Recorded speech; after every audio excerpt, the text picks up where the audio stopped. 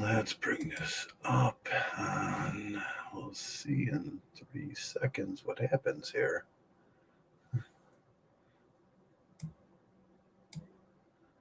So I can't hear nothing. Okay.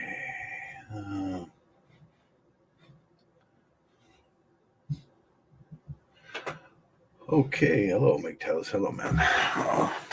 I don't know if I'm live or not. If someone could tell me if I can hear myself.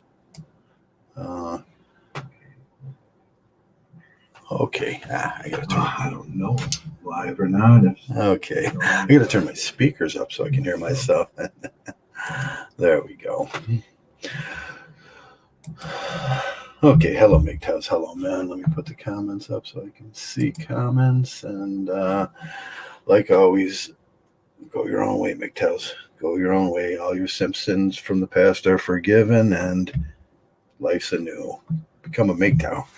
And today we're going to talk a little bit about codependency. I think Joey's coming in today, or Claire. I think Claire's coming in today, and we'll see when he gets here. He said he just had to run to the store, so I'll have the broadcast booth for a while. And I hope everybody's having a great day. And this lovely day today, 44 degrees, and rode around I got 2 flats this week on my tires. I can't understand why. The streets have been horrible around here with glass and with everything. Come back. There we go. The streets have been horrible with glass and everything, so it's been a pain, a real serious pain. And that's about it. Today we're going to talk a little bit about, okay, let me see about my sound. I'm supposed to be getting sound through, that's about it. Through,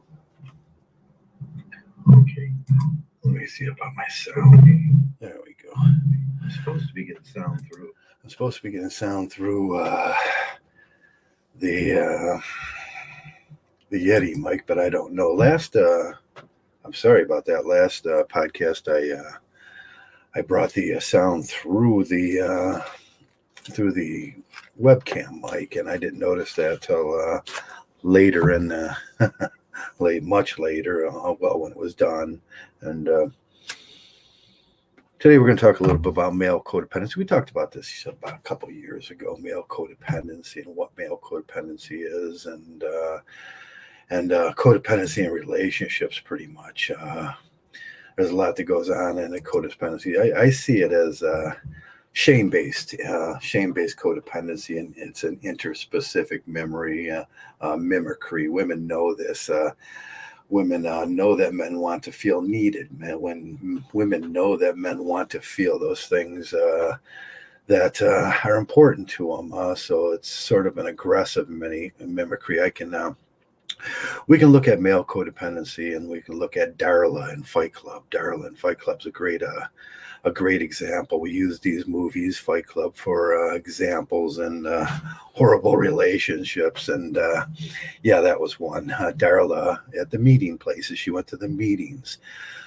She went to the meetings because she wanted what? She wanted the resources of emotional support inside the meetings. That's where she met our hero in that. And that's where that all goes. Codependency. Codependency is something that's there's descriptive manners of codependency. It's usually related to feelings of when someone in your life or someone in your world is needy and feeling and have addiction problems, addiction to certain things, and you enable that. You're a codependent. That's what we get. You are the and the dependent is the female. You are dependent to the female, but there's things you get out of this too. You get a sense of perfection. You get a self-esteem. You want to please people. You don't want to feel guilt about someone being not well taken care of. This is going to lead to intimacy issues. You become dependent on that intimacy issue as a man. Dysfunctional communications will arise from that, painful emotions. It's a warped sense of responsibility.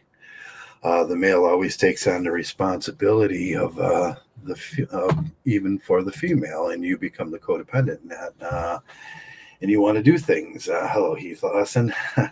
um, it's one of the biggest problems in MGTOW, and it goes to simping. You become needy of that thing. You're taking care of everything. You're doing everything as a man you're supposed to be doing, or what society tells you you should be doing, and that's the big part. You've built this fictional fantasy in your mind of what society has told you to do in relationships. You got to get married, you got to have kids, you got to do this, you got to be successful, you got to put on that drive, you got to be the A male, you got to dress a certain way, you got to look a certain way, you got to be a certain way, you got to be the best at the top of your game 100% all the time, or what's going to happen. Some other guy that is the best, the cackling hyenas waiting around for you to exit that. There's a million cackling hyenas that want to take your place. And that you feel the pressure. So every time she squeaks a little, every time she it is a sad fantasy. Yeah, it is a sad fantasy. uh, it's a finalized fictionalism. Adler talks about finalized fiction. We make these things up, we set these things in the past, and in the future, we take our past and we try to drag that into our future, and our future is set on dreams and I'm going to have that house, I'm going to have that car, and I'm going to have that perfect woman, and I'm going to have that great relationship, I'm going to have that I'm going to have the perfect relationship, even though in the back of my head you haven't never seen one of those. There was always fighting and arguing and issues where he was guilty. Guilty of what? He was feeling guilt and shame for things he could not provide. We're only hated for what we're not. And that's important to know as a male, and it's important to know as a father and a husband or lover or whatever you call these things in this society. You're only going to be hated for what you're not. And what you're not, you can't be. So that presents a big problem for us. So we always have to try to be these things. We enable these things. We enable her bad behaviors. We enable her with our simping. And like I said, go your own way, men. All your simp sins from the past are forgiven. Once you're here in MGTOW, you're no longer should be acting in those depraved ways. MGTOW is about rising above, becoming an independent person, finding out deep inside who you are and everything. And you can't be yourself. You can't be an independent person. You can't be the things that MGTOW tells you to be, as long as you have a weight around your neck, and that weight will be your codependency on your dependent female. And we want to talk about it a little bit. Joey's going to come in a little while, and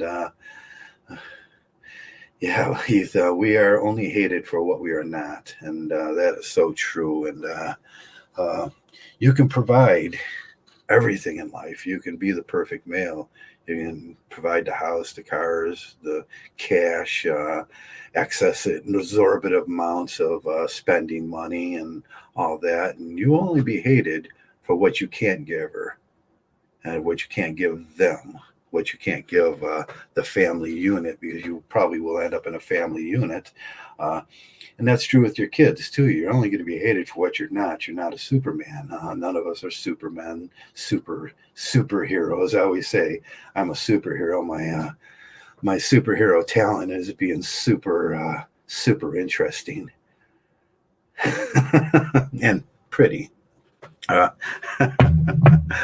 we should have a healthy sense of ego about those things, about things in life. You should have a healthy sense of ego about who you are. Come back. I'm beginning to hate this camera. I found the camera being all fuzzy for the last couple times I've done this, and I couldn't understand why. And then I realized I had to clean the lens off. Pow! It was a flyby on me. I didn't even think about that. But codependency is a big issue, and it goes real deep with men. It goes real deep. It goes to the heart and soul of what will make you simp, what will make you, what will bring up painful emotions, and what will bring anxiety, depression, despair, hopelessness, a warped sense of responsibility, either you're the top dog or the underdog, and you will take those things too differently. You'll become the caretaker. You'll become the enabler in that relationship most of the time. And unless we are talking about those fantastic unicorns that they tell us are out there, that are strong, independent women that can provide with you in a relationship, and it'll be a team thing. But that thing I've never found in life, and it was usually a trade-off of exchange of bodily fluids for you to go to work and bring home the cash and be better. You're working for two. Codependency is a lot of things. You become responsible for everything. I remember in my relationship, I was responsible for her trauma. I was responsible for her feeling shame. I was responsible for her unhealthy focus, or her giving up. I was responsible for her sensitivity and criticism of me. I was responsible for everything. Had to be super responsible. I was responsible because she was getting older. When she started getting older, I was responsible for the wall. I was responsible for her needs. I was responsible for to give even when it hurts. I was responsible to, if there was something that they needed, I'd eat bologna sandwiches with a single slice for a month at a low cost of $1.99, just so I can give everything. You become that codependent on everybody's needs, and they call it a lot of things. They'll call it reciprocal altruism in this world,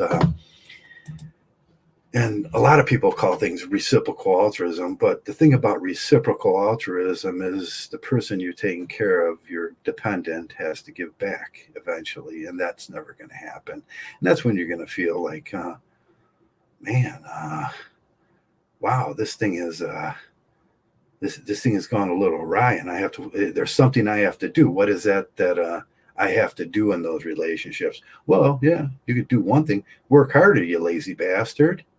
I don't know how many times. Take a second job, do better, become that ultimate alpha. Don't you want to be president? And all those things are finalized figure. I want to be president. I really do.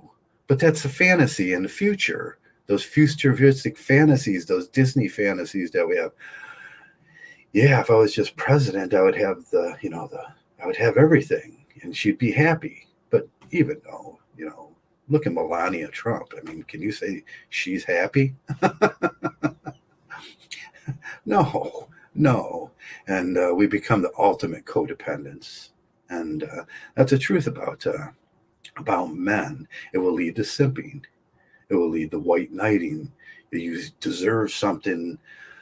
Then, I always said, you look out at all the girls in the world, every one I've ever been with, every beautiful girl, and she never compares to the perfect one in my head.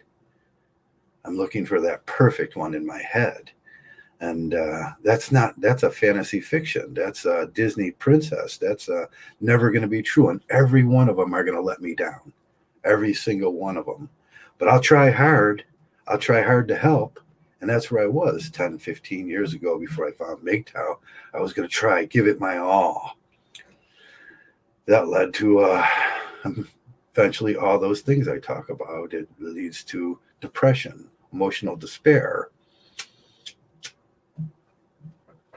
It usually leads to failure too. Man, sometimes in this life, unless you have someone working with you that works with you on an equal agreement, that's not going to get done. There's a lot to push through in this world, and most of you guys probably know, if you've ever been in one of those relationships when you got a partner that's dependent and maybe has some addiction. She's fun to be with, but she takes off on those weekends, comes back on Monday morning and explain, I was just with my girl. Oh, sure you were. Yeah. Those things will leave you emotionally vacant. And we depress and deny. I read an article today. It was denial in America and denialism in America. I'm going to go back on it later, and it had to do with the same thing I'm talking about, codependency. We're in denial of our true nature, in America. And everybody wants to be that rock star everybody thinks they're going to be. And most of the truth is we're all just a bunch of semi-unhappy working guys that make a moderate amount of money. And most of the time it's not enough to send the kids to college, and it's not enough to really do those things you want to do when you go 50, 30, 40, 50 years and you've never been to the Bahamas, and it's like, man, I always wanted to do that. But you were too busy giving everything your all while you had a dependent that was being a dependent, being immature. And that's where we find out about things. And that's where we find out about our mistakes. And we get that thrown out. You picked her. Well, yeah, I thought it was going to be better. I was lied to. I was lied to by religion. I was lied to by the state. I was lied to by my parents. I was lied to by every single male I knew that would tell me the lie that just find a girl and get married. And that's the top of the universe. And it wasn't the top of the universe. It was quite miserable because I could never add up. I can never be. If it wasn't for that, I might have been a billionaire. I don't know. I would have made more. I would have made better decisions. That would have been a lot more money in the bank. But when you got someone blowing through your money like a crackhead in a low rent neighborhood, I mean, how are you supposed to succeed? And you become dependent to it. You become the codependent to that thing. Always trying to make it happy, always trying to make everybody happy. That's your designation in life. Man, as we get older, and it's like my designation in life was to make everybody happy. My designation was to be there, Mr. Sunshine, Mr. Superman, Mr. Captain Sava, you know what. And what did I ever do for myself? Did I invest in myself? Did I become the better person? I missed out on that, becoming that better person. I remember back in the early 80s when I first got out, I went in the reserves after that. And then I was offered a full ride in Boca Raton, Florida, military school in Boca Raton, Florida. And man, she just went nuts, oh no, you can't leave, you can't do this. And I turned it down. I mean, the things that we sacrifice. And I thought, geez, to this day, I was like, man, it would have been so much easier than paying for one class at a time. And then 10 years later, having them tell you that class is outdated. You got to do it again. And so many of you know that, where is my degree here yet? No, man, you still got 3 classes, biology, science, and math. Well, why do I have to do those? I already did them. Well, they're outdated. That's the slow walk into I don't know. I'm having some rum, and like always, rum always tastes better in an Odie glass from 1972 McDonald's Odie glass. If you can find one, you should get one. They're really cool. And I'm just waiting for Joey to come around, or Claire, and Joey Aragon. Hello, Riff Magos. Hello, Hank, and hello, Heath, and hello, everybody that's in. I haven't checked back on my YouTube and see what it actually looks like. Joey Aragon. Hello, Riff Magos. There we go. It actually looks pretty. I wiped the lens off. Can you imagine? All I had to do was wipe the lens off. That was kind of weird. That was a mistake of mine. Cat Stevens contributed to the lie. Yeah, Cat Stevens. Yeah. Oh, baby, it's a wild world. Yeah, Cat Stevens. Yeah, even in the music of the time and in my age and your age, Riff, and the music always like simping music. And it's like, get a girl, settle down. Get a girl, settle down. Someday you'll get married. Cat Stevens. I should bring my guitar up and do that one. but I won't. I won't put you through my my voice nowadays isn't quite what it used to be, and I won't put you through that. So today we're talking about MGTOW things, codependent things. We're talking about how we get in this trouble, what happens during our lives, how it becomes a letdown. There's always a letdown in there, and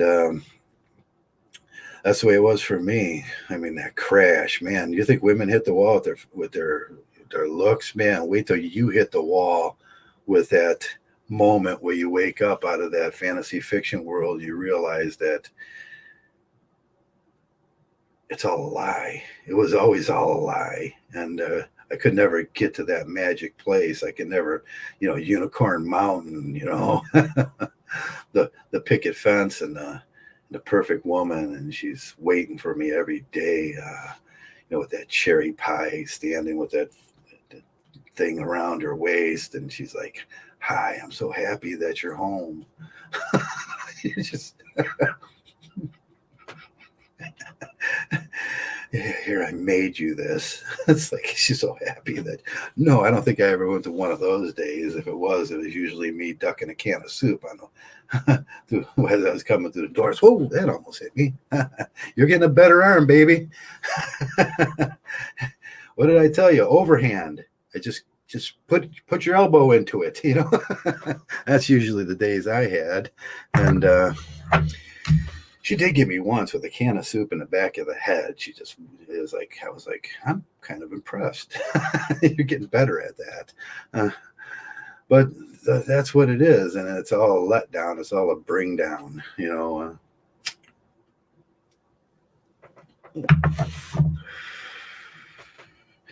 So we're just waiting for Joey to come in so we can talk. And I did buy, you know what I bought? Hey, Riff, you know what I bought this week? I finally found one.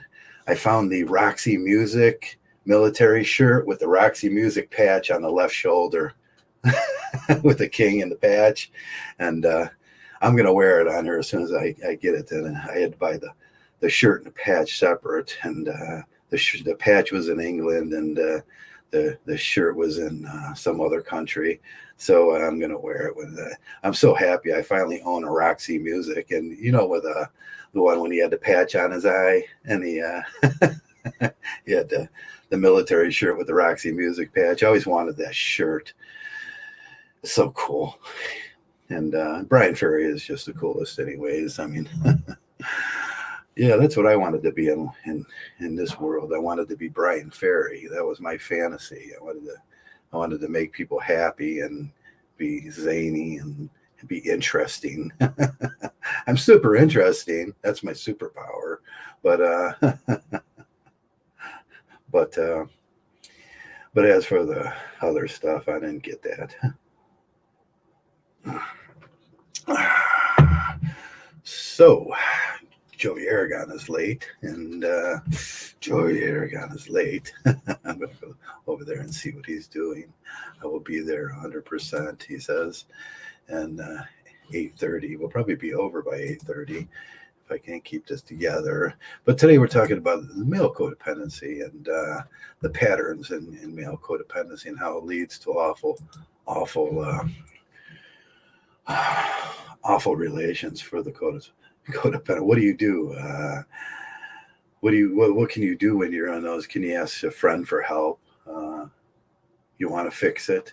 You either want to fix it or you're getting that pee, and that's worth more. And that's usually where most men is. I come home, I make myself dinner, I vacuum the floor, I do some laundry, go up to bed, I get a little that night, and that's good enough, and that's all I deserve in this world. Do I deserve more? Do you deserve more than that?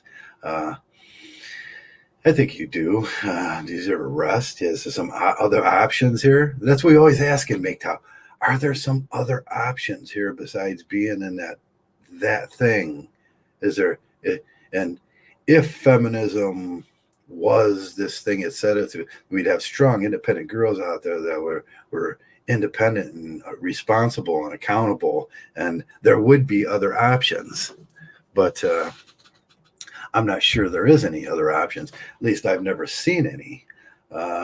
deserve a rest? Do you need a rest? Sometimes, man, I was so tired that I didn't know. You're feeling guilty about something. And that's usually what it is. Codependent leads to guilt. And we get guilt thrown back at us as a means to for us to enable. I'm not good enough. I'm not being good enough. I need to be better. I need to be more. I need to be more responsible. Isn't there something I could do out here in this world to be better? And you keep asking yourself that. And that's guilt. It's 100% guilt laden. Codependency is 100% guilt laden. There's something I'm not doing. I'm not. I'm not.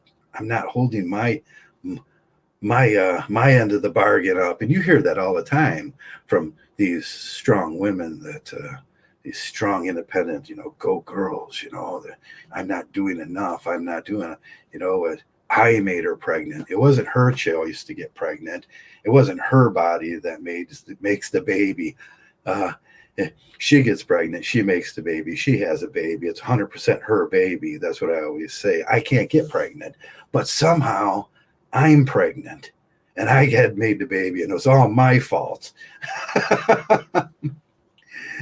That won't happen that won't happen if the world was correct and true about those strong, independent women. She would say, no. A real good woman would say, no, it's my choice. I'll have a baby, or I'll get an abortion, or I'll leave it at the hospital in Lazarus laws, or I'll keep it and I'll raise it, and I don't need you in that fashion because I am a strong, independent, responsible, and accountable person. And if I had a child, I would raise it as a man. If I ever inherited one that didn't come with a female, I would say simply, this is my responsibility now. I'm accountable. I'm 100%. There's nobody in this world that's going to help me out in this thing. Yeah, even Brian's. I like to listen to Lionel. I like to listen to the Mother of Pearl song when he goes off at Mother of Pearl, and I play it once in a while to my friends out when I'm out, and I'll do a Mother of Pearl, and it's deeper than it's like Brian Ferry knew. It's like every woman's a letdown, every relationship's a letdown, and I'm looking for that thing's just out of reach. Yeah, but where do you go? Well, what do you do when you're in that place where you're not good enough, and that stays with you? And I thought my whole life, man, I was married 16 years, and I thought my whole life that somehow I wasn't good enough. I mean, man, that's depressing, isn't it? Codependency will leave you there because that's all there is guilt about what you can't do. Like I said, they only hate you for what you're not. So you end up in that place and you're going to end up mentally unstable, the same mental instability, or you'll mimic the characteristics of your unstable partner. And that's nowhere to go. I mean, is that a place to go? Some of the characteristics. What are the characteristics of the caretaker in that thing? The self-sacrifice. First one, self-sacrifice. You end up sacrificing everything. And men say this all the time. Man, I'm just have to. Men, you just got to pull yourself up by the bootstraps to get out there and sacrifice everything for the little 80. And you become righteous or self-righteous about opinions. You feel all the time like you're compelled to help. I can't hardly remember ever, walking through the house, and if I seen someone doing something, I was like, hey, can I give you a hand? Can I do that for you? You become very non-judgmental of things that are going around you. You feel annoyed most of the time, deep down inside, but you're always trying to, do that self-sacrifice thing and just, man, how many times have you're sitting with your friends trying to solicit advice. You're soliciting advice for how can I make this better? How can I'm feeling discouraged. How can I make this thing better? And that's all you become. You become this thing that's unhappy, annoyed, needs to take control, feels that he doesn't have no boundaries, that you're always soliciting advice, and that becomes so irritating to your friends. I could tell you that becomes so irritating to your friends. Uh, the feelings of responsibility are always there, even in the middle of the night when you want to sleep. You are the codependent male. You're like, oh man, what more can I do?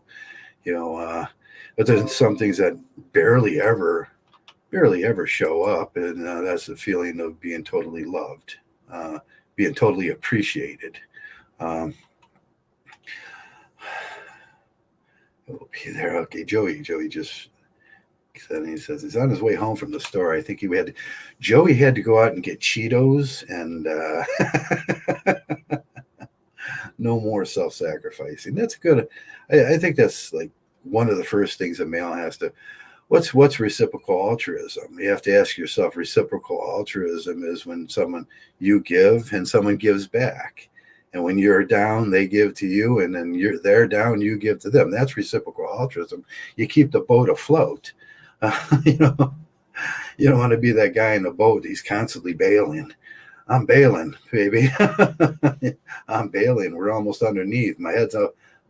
The water's up to my neck. We're going to be drowned in here unless you start helping. But there is no real reciprocal altruism I found in this world. Even that's true with man.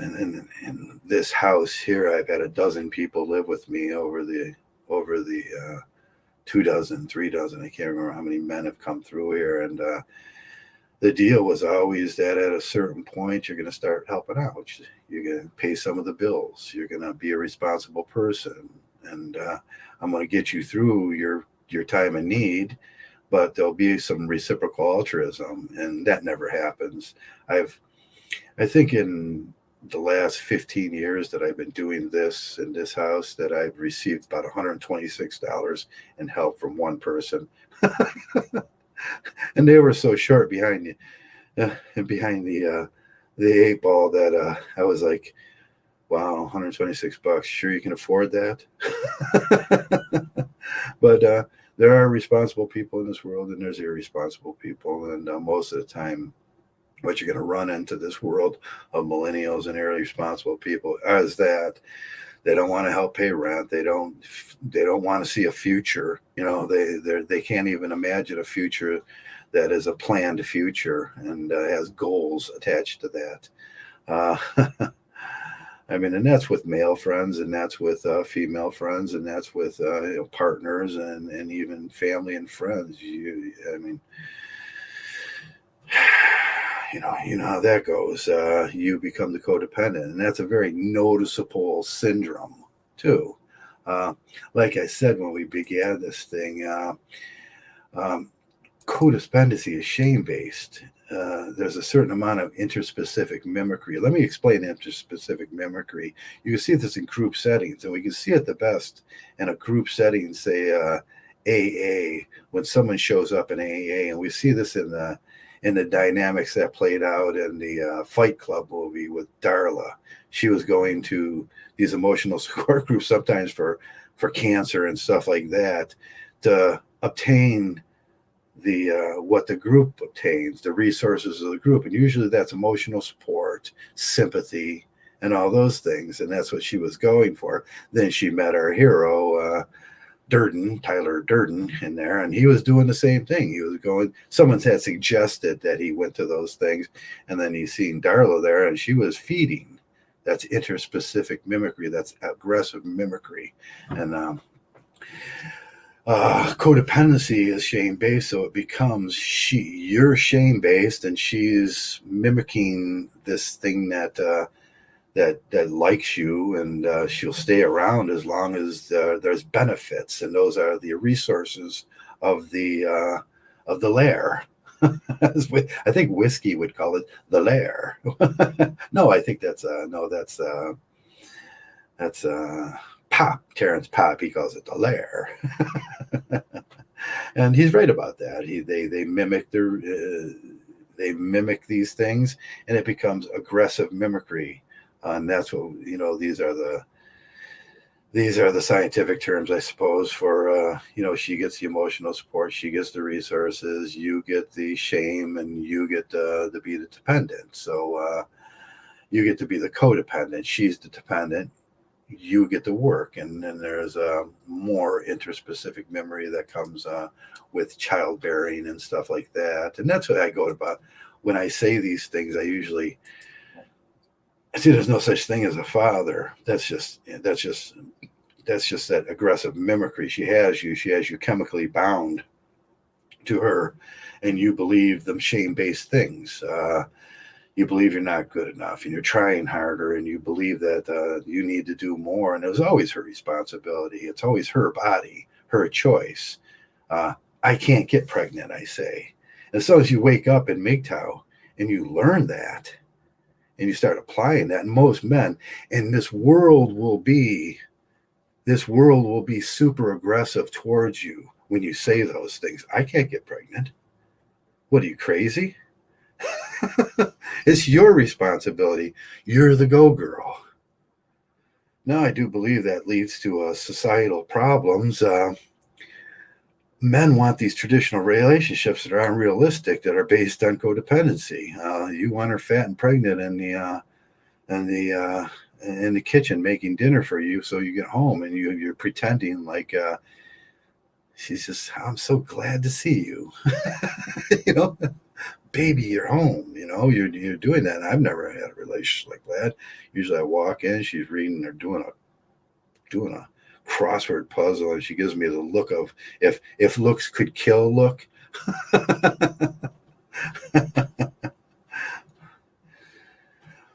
Yeah, father is an account payee, payable. You count payable. You're the payor in this thing. I always said she's the payee, you're the payor, and the court will tell you that after it's all over. And the court will, when you're standing in front of that judge after the divorce, he's going to tell you, you're not the father. You never were. That's a made-up social construct. But you know what you are now? You're the responsible party. That's father. That's a paydor. Paydor in German is father, is the original etymology of the word. That means the responsible party. You're the payor. You're an ATM to a societal leech. Yeah. Aggressive mimicry. Why is it aggressive mimicry? Because she puts certain chemical compounds inside you, certain bacteria, and it makes you think crazy. There's no such thing as father. And I know a lot of guys go nuts when I say that. You can't get pregnant. You will never get pregnant. We're not pregnant. She is pregnant. It's her body. It's her choice. 100% her baby, not yours. These are enlightening facts and MGTOWs. Once you wake up to these things, you can run your life in a certain way that's more beneficial to yourself because you realize these things. And these are hard truths. I always wanted to be a father when I was younger. I thought that magical Disney fairyland place was real. I watched my father do it, and maybe in the 50s and the 60s, that was possible. And then I also watched the horror of my mother taking off with the bug guy going to California and leaving 8 kids, and there was 11 of us in that house to fend for ourselves. And who stayed? My father stayed, and he took care of us, but he was at work for 2 shifts then. But them traditional relationships rarely work out. The divorce rate today is 20 to 35. There's an 86% chance, and it goes up from there. It ends up about 92%, 8% of people will end up getting to their 30-year anniversary or whatever they call that, your centennial or your triennial. I was trying to put my Jameson's in there, but it's not working. I got to get a decanter. That's what I got to get for this. And hello, Troy. Hello, Leonora. Hello, Heath. Hello, Gouda Ghost. Hello, everybody. We're talking about codependency today, and we're waiting for Joey to come on in. He was a little late, but he had to go get his Cheetos and Pepsi. I don't know what he went to get. He went to the workout. I've been starting to do. It's been so cold lately. I did like I said at the earlier show. It's been nice these last two, but the 2 days before that, it was just miserable. And I blew 2 tires. I blew 3 tires in the last 2 weeks on my bike, and I don't know how it's happening. The streets around here are just littered with glass. So I've ordered a few things that will be coming in tomorrow from Amazon, which is my birthday. I love that. I get it's like, oh look, it's my birthday. every time an Amazon order comes in, so I get a new tire and 2 new inner tubes, and I get to do that. And it's not quite an easy job taking off the rear end of a electric bike, but it'll be okay. I'm going to do it. Get that thing back up and working. I have the other bike, which I've been riding too, and I got to bring that in the house and park it in the living room. And I can, because I'm a single male. That's my work area during the winter. I park in the living room. Anybody that comes over looks at me like, are you serious? Look at this. Yeah, I got 2 bikes and in there, and they're all taken apart. But it's mine. I hope forever, but the way Uncle Sam is now, I expect that someday he'll take even this from me. And through taxes or some means, he will take my house and my very existence and all that. He's just got to wait for me to get old enough where I can't fight back anymore. That's a depressing feel. I guess that's a depressing feeling of that. The government's just waiting for you to get old enough where you can't fight back anymore so they can take everything you own. Now that's socialism. Because they don't want to get hurt coming to try to take it, so they're going to wait for you to get real old. But wow, yeah. Lately, they assisted with COVID, and everybody over 50 years old that gets it's going to die. Weaponized. Hey, Trev, do you work on e-bikes? Yes, I do. I built 3 of them already. I've got 2. I got my last bike's lovely. I should get a picture and see if I got a picture here to. I have to put up of my last bike I built. I just put some new. I put the new shocks on it on the front, and I got the mid shock, and it's a full mountain bike, and they're easy. They're a lot easier to do.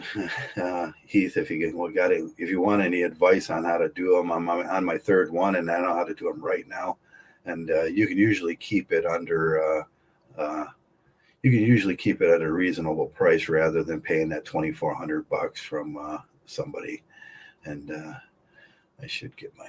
Let me see if I can find a picture on chat part of the chat brand. I'd have to go through everything and see if I can. Where's that at? Leave studio byte settings. Yeah, let me go there. Green screen. Oh yeah, I got pictures I can put up on my green screen. I don't have one. Damn it. I don't think I have one. Let me go to my last page. Let's see if Google. No, it's OneDrive. Pictures. Nope, I don't think. I'd have to go to. Yep, Google. Google sucks. I can't do this. I'll put it up next time and show you guys my bike. And yeah, they're interesting. They're fun. You get out. I haven't drove a car in 5 years. Well, very few times if I have a need to drive a car anymore. I can ride my bike in the winter, provided I put the right effort into the tires and everything. And I use 2.60, pretty fat tires in the winter with nice knobbies. But you're gonna fall eventually. Yeah. I'm pretty good at e-bikes now. I've like I said, I do. I need to get a trainer trainer for outdoors, hook up on the rear axle. Yeah. Yeah, it'd be nice to be able to train inside too. I always wanted to buy one of those. I just put the bike on it and I can pedal it inside and stuff. Come back, pull the world back into focus. There we go. Like I said, Joey Aragon was coming around. But I don't know when he's going to come in now. And today's subject is the horror we put ourselves through when we do become those codependent males, and we rely on that relationship for our very happiness. You should never rely on a relationship for your very happiness. You feel too responsible for everybody else. You become the responsible party. If everybody else is there, you become the life of the party. You become the guy that makes it all happen. You should never have that much responsibility on your back. But I will say, if feminism ever decided to actually be what it says it is, to be those go girls, to be those responsible, accountable girls, we would have no need for marriage. We'd have no need, and that's one thing. Feminism and MGTOW believes in the same thing. There's no need for marriage. If she was actually that strong go girl that they say they are, they wouldn't need a man. And you made me pregnant wouldn't exist, because we don't make them pregnant. They make themselves pregnant. It's their body, their choice. They're 100% responsible and accountable for their own bodies. And they're 100% in charge of them too. I will give that to you. I'm not going to give it to you. It's yours. It's your body. But I'm not pregnant. You are.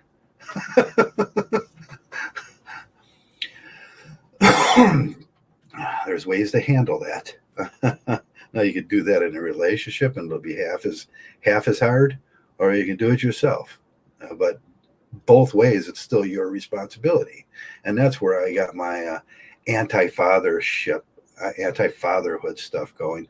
Fatherhood is not real. And if you're still searching as a MGTOW, if you're still searching to bring back fatherhood, you're an idiot. Fatherhood is long gone. They destroyed it. Yeah, fatherhood is long gone. You're responsible. You're shameful. You're not good enough. That's what fatherhood is. You will become the responsible. You will become the payor, and she is the payee. And you are the codependent, and she is your dependent. That's it. That's the way the world really works. That's the truth in it. And if you're looking for fatherhood, if you're saying, if you're believing all that Christian garbage you're on, kids need a father. Yeah, kids could use a mentor. Quit saying it like it's not. Like Marcus Aurelius said, say it like it is. Kids need a mentor. A father is a made-up fictional thing. A good mentor will take a kid a long way. But father is just a made-up word. Just means you're the responsible payor. It's payor. So that's my anti-fatherhood speech, and I know it pisses. I know it pisses the tradcons off.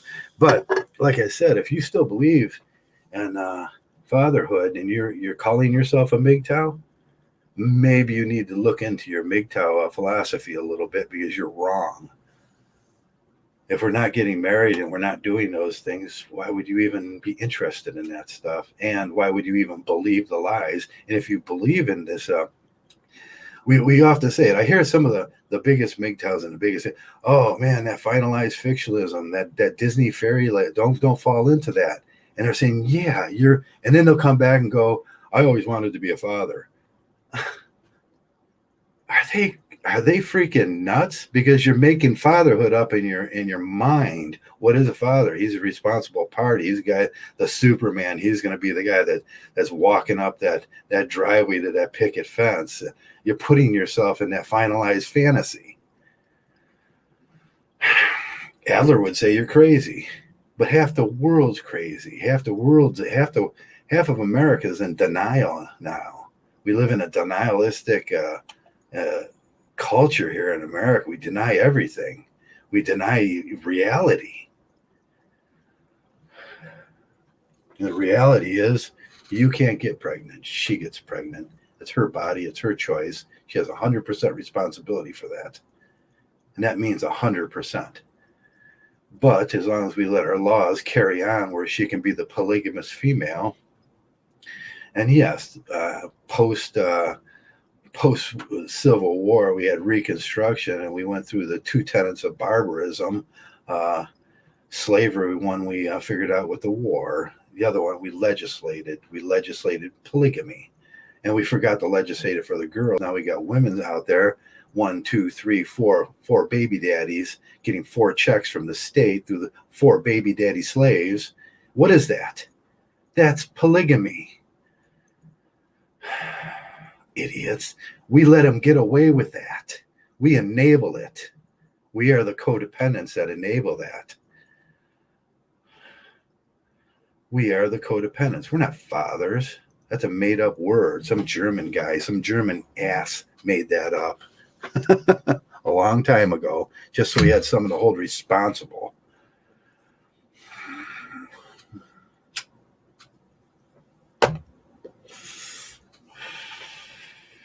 And I will say it, anybody that believes in fatherhoods, maybe you're not a MGTOW. Maybe you should go over hang around with the men's rights guys, because they have that low ball intelligence. They don't see things right. They don't do philosophy. They're usually very conservative, and they're conveniently conservative. They don't like the girls doing this. They don't like the girls doing that, but they want to be a father. That's conservative. That's convenient conservatism, and that's a conservative bias. That's idiotic. Man, the whole world's screwed up. We have hypocrisy in MGTOW. Aren't they MGTOW though? Derek. Anybody could be. MGTOW's anything you want it to be. And that's that fantasy fiction land too. They bring that in with it. I could be anything, any kind of MGTOW I want to be. No, you can't.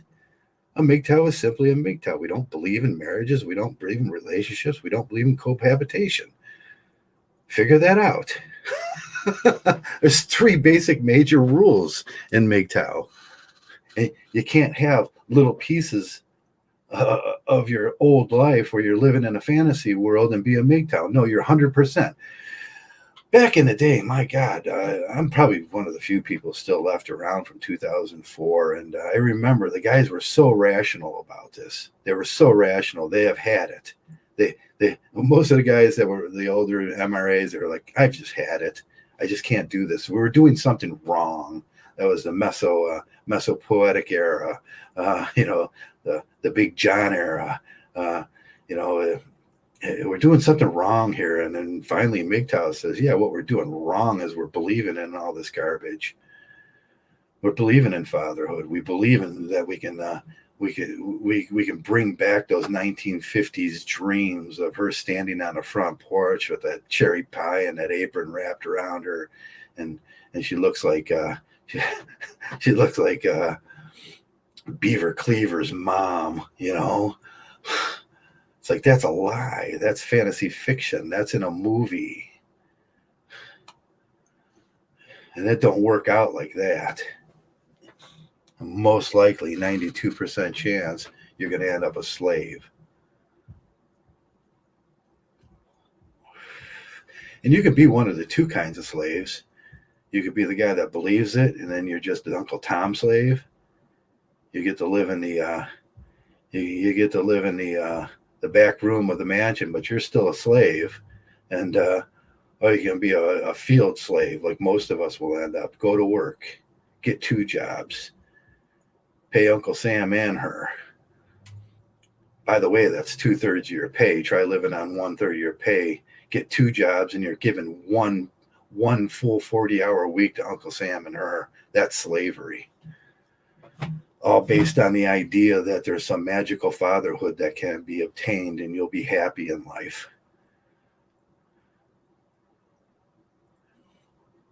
When have you ever been happy at work?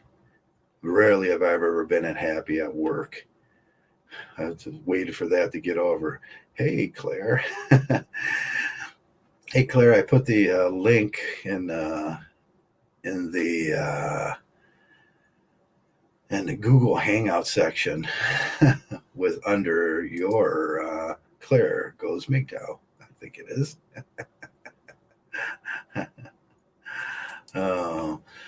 But there's a lot to be said about what we do here in MGTOW, and it's not a. I always hear this. It's going to be so. You're talking about a true Scotsman. No, I'm just talking about 3 simple rules. Don't break them. Oh man, 3 simple rules. But we often do that. We often break the rules. I used to notice when I was a DNA counselor that the AA book, and then the first thing they did was they broke the rule on the first page. Device not connected, Claire. When you get your device connected, I'll bring you in. They break the rules. We always break the rules on everything. I'm going to be a MGTOW. I don't co-inhabit with dependents. I don't. I don't do those things. I'm not a father. I don't believe in fantasy fictional relationships and that Disney fairy tale where she's the unicorn and everything's going to be perfect. I don't believe in those things. I know it's all absurd. I know this life's absurd. There's a lot of absurd things in this life. And once I come to grips with that, my life is better. My life gets tenfold better. Like Claire says, it's pocket aces after that. It's like having aces. Oh, got aces again. How'd you do that? I'm a MGTOW. Are you trying to connect?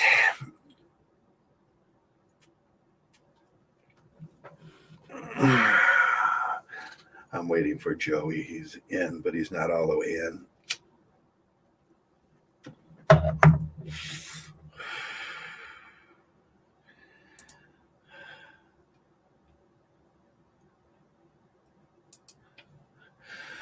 Okay, so I think Joey will be here in a few minutes. We're going to continue talking about codependency in males. It's the reason we become those simps.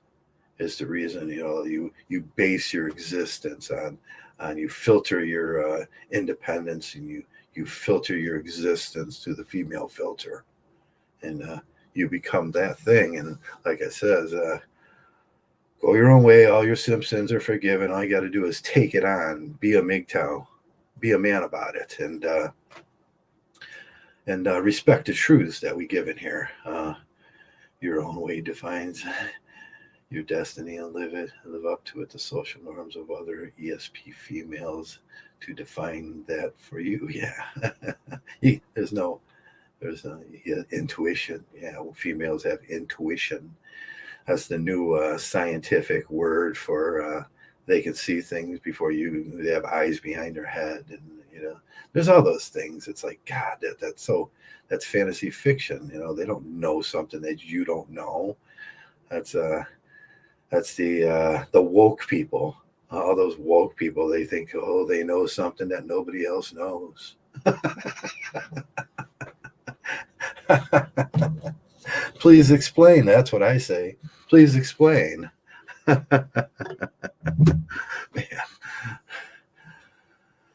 Oh, it's all crazy. Yeah, it's an absurd world where they really say it like it is. Say it like Marcus Aurelius would say. 20 to 30% of our society has to be slaves. How are they going to get those slaves?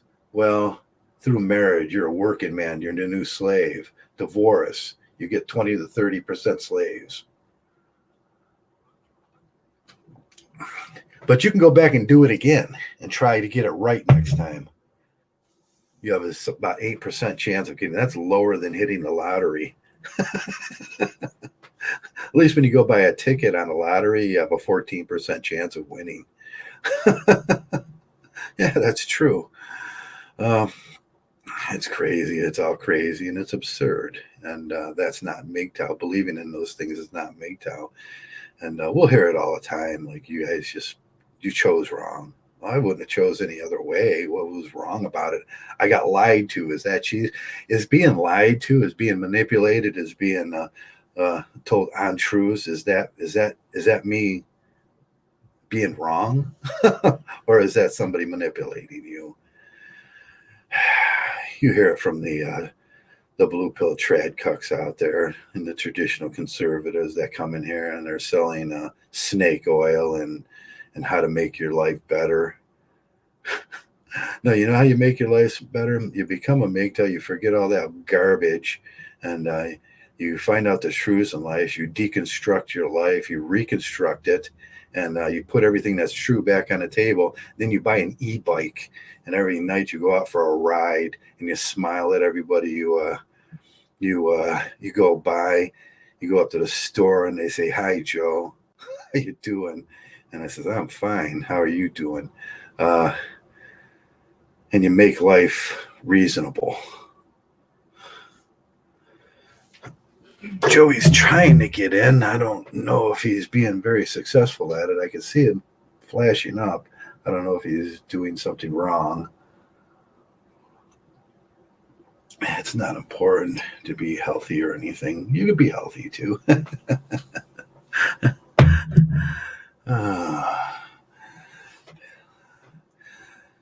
Yeah, but the thing about being healthy is sooner or later you're going to get old. That's the TFL truth of it. Everybody gets old, and they can pretend like that's not going to happen either. Too, they're going to pretend like when you're a young man, you can pretend that you're going to stay young your whole life, and that's not true, and it goes by rather quick. Let me tell you. So it's basically deconstruction, reconstruction of your life. That's kicking guard, deconstruction. MGTOW bases itself on most, the same as most philosophies, same as Kant and same as Smith and kicking guard. It all starts with that existential crisis that you're going to come to when you realize all the garbage they told you was bullshit. And then you got to reconstruct. You got to deconstruct all that. Because most of the time, you got to throw it all away.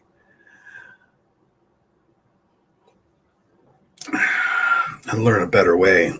You can't get good information in schools that are lying to you. You can't get good information in religious institutions that lie to you. You can't get good information from simps that tell you that just, go find a woman. That's the best thing in the world. It's all a lie. Joey's trying to get in and add to stream. There he is. Yes. Are we live? Yes, we are live. Live from London. You're popping in and popping out. I don't know why I'm in London. Are you in London? Are you I just rolled on in. I had a bad connection. Yeah. I noticed it takes you a couple times to get in, and I have to actually hit it at a certain moment when it's right. Yeah. And it doesn't tell me either. It doesn't have a bar that tells me when your signal's right. How's your day going?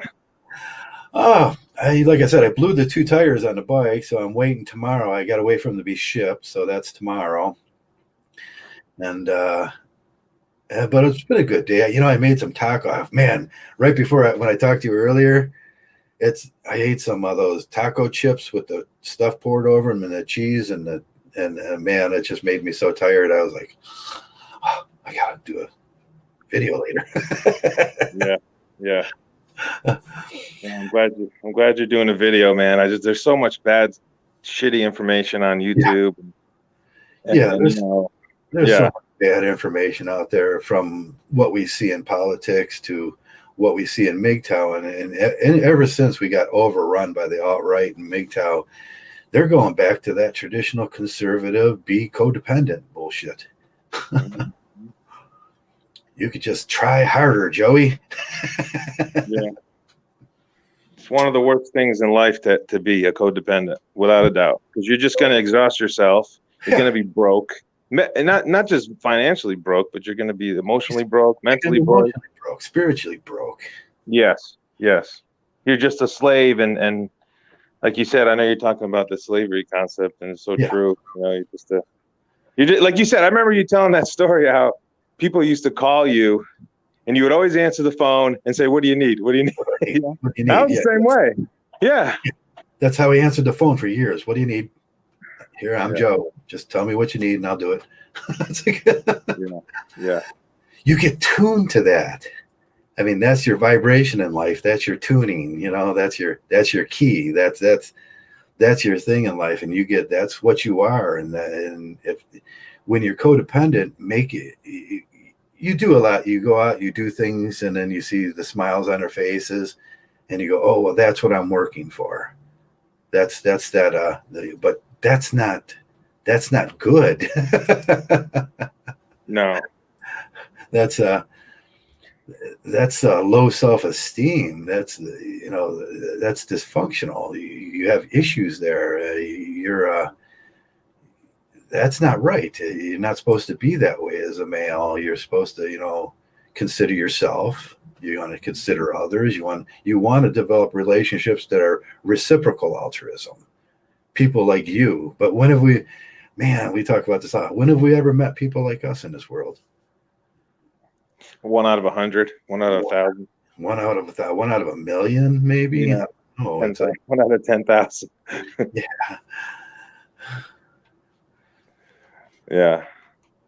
Well, you waste essentially you're wasting your life because you're living for other people. You're living for other people. Yeah. Yeah. You never discover who you are and what you like. And yeah. You know what I mean? Exactly. And that's a terrible way. You're wasting your life. I mean, you wasted your life. If you're codependent, you wasted your life. I mean, you're just you will die. It's another word. Another word is like sucker. You're just a sucker. Right. You're Yeah, you will die wondering who you were.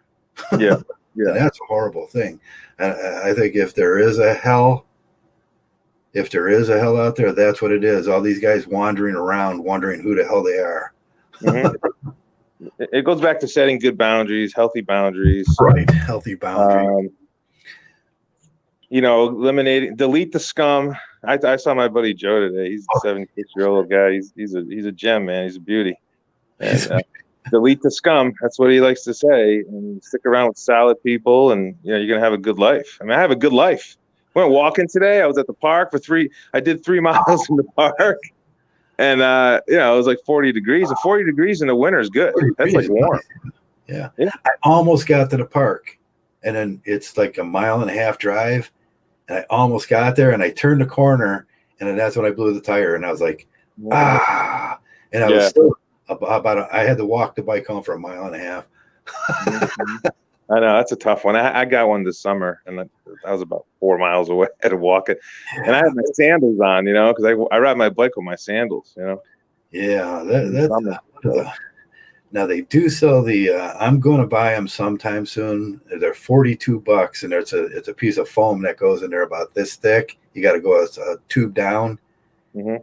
And then if you do blow a tire, and if it actually makes it through that, if a thorn or something, actually, you could still pedal on it for up to like 10 miles. Mm-hmm. Mm-hmm. I got to get one of those. I think they're called. How much are those? How much are those? Those are $42 a piece. I was thinking about putting one on the back tire in 1 month, and then put one on the front tire, and then just kind of keep it reasonable. Yeah. And I bought the Kevlar liners this time, but you get like I had a mixed reactions with the Kevlar liners. I'm still, if I do get a flat, I'm still in that same position with the Kevlar liner. Yeah.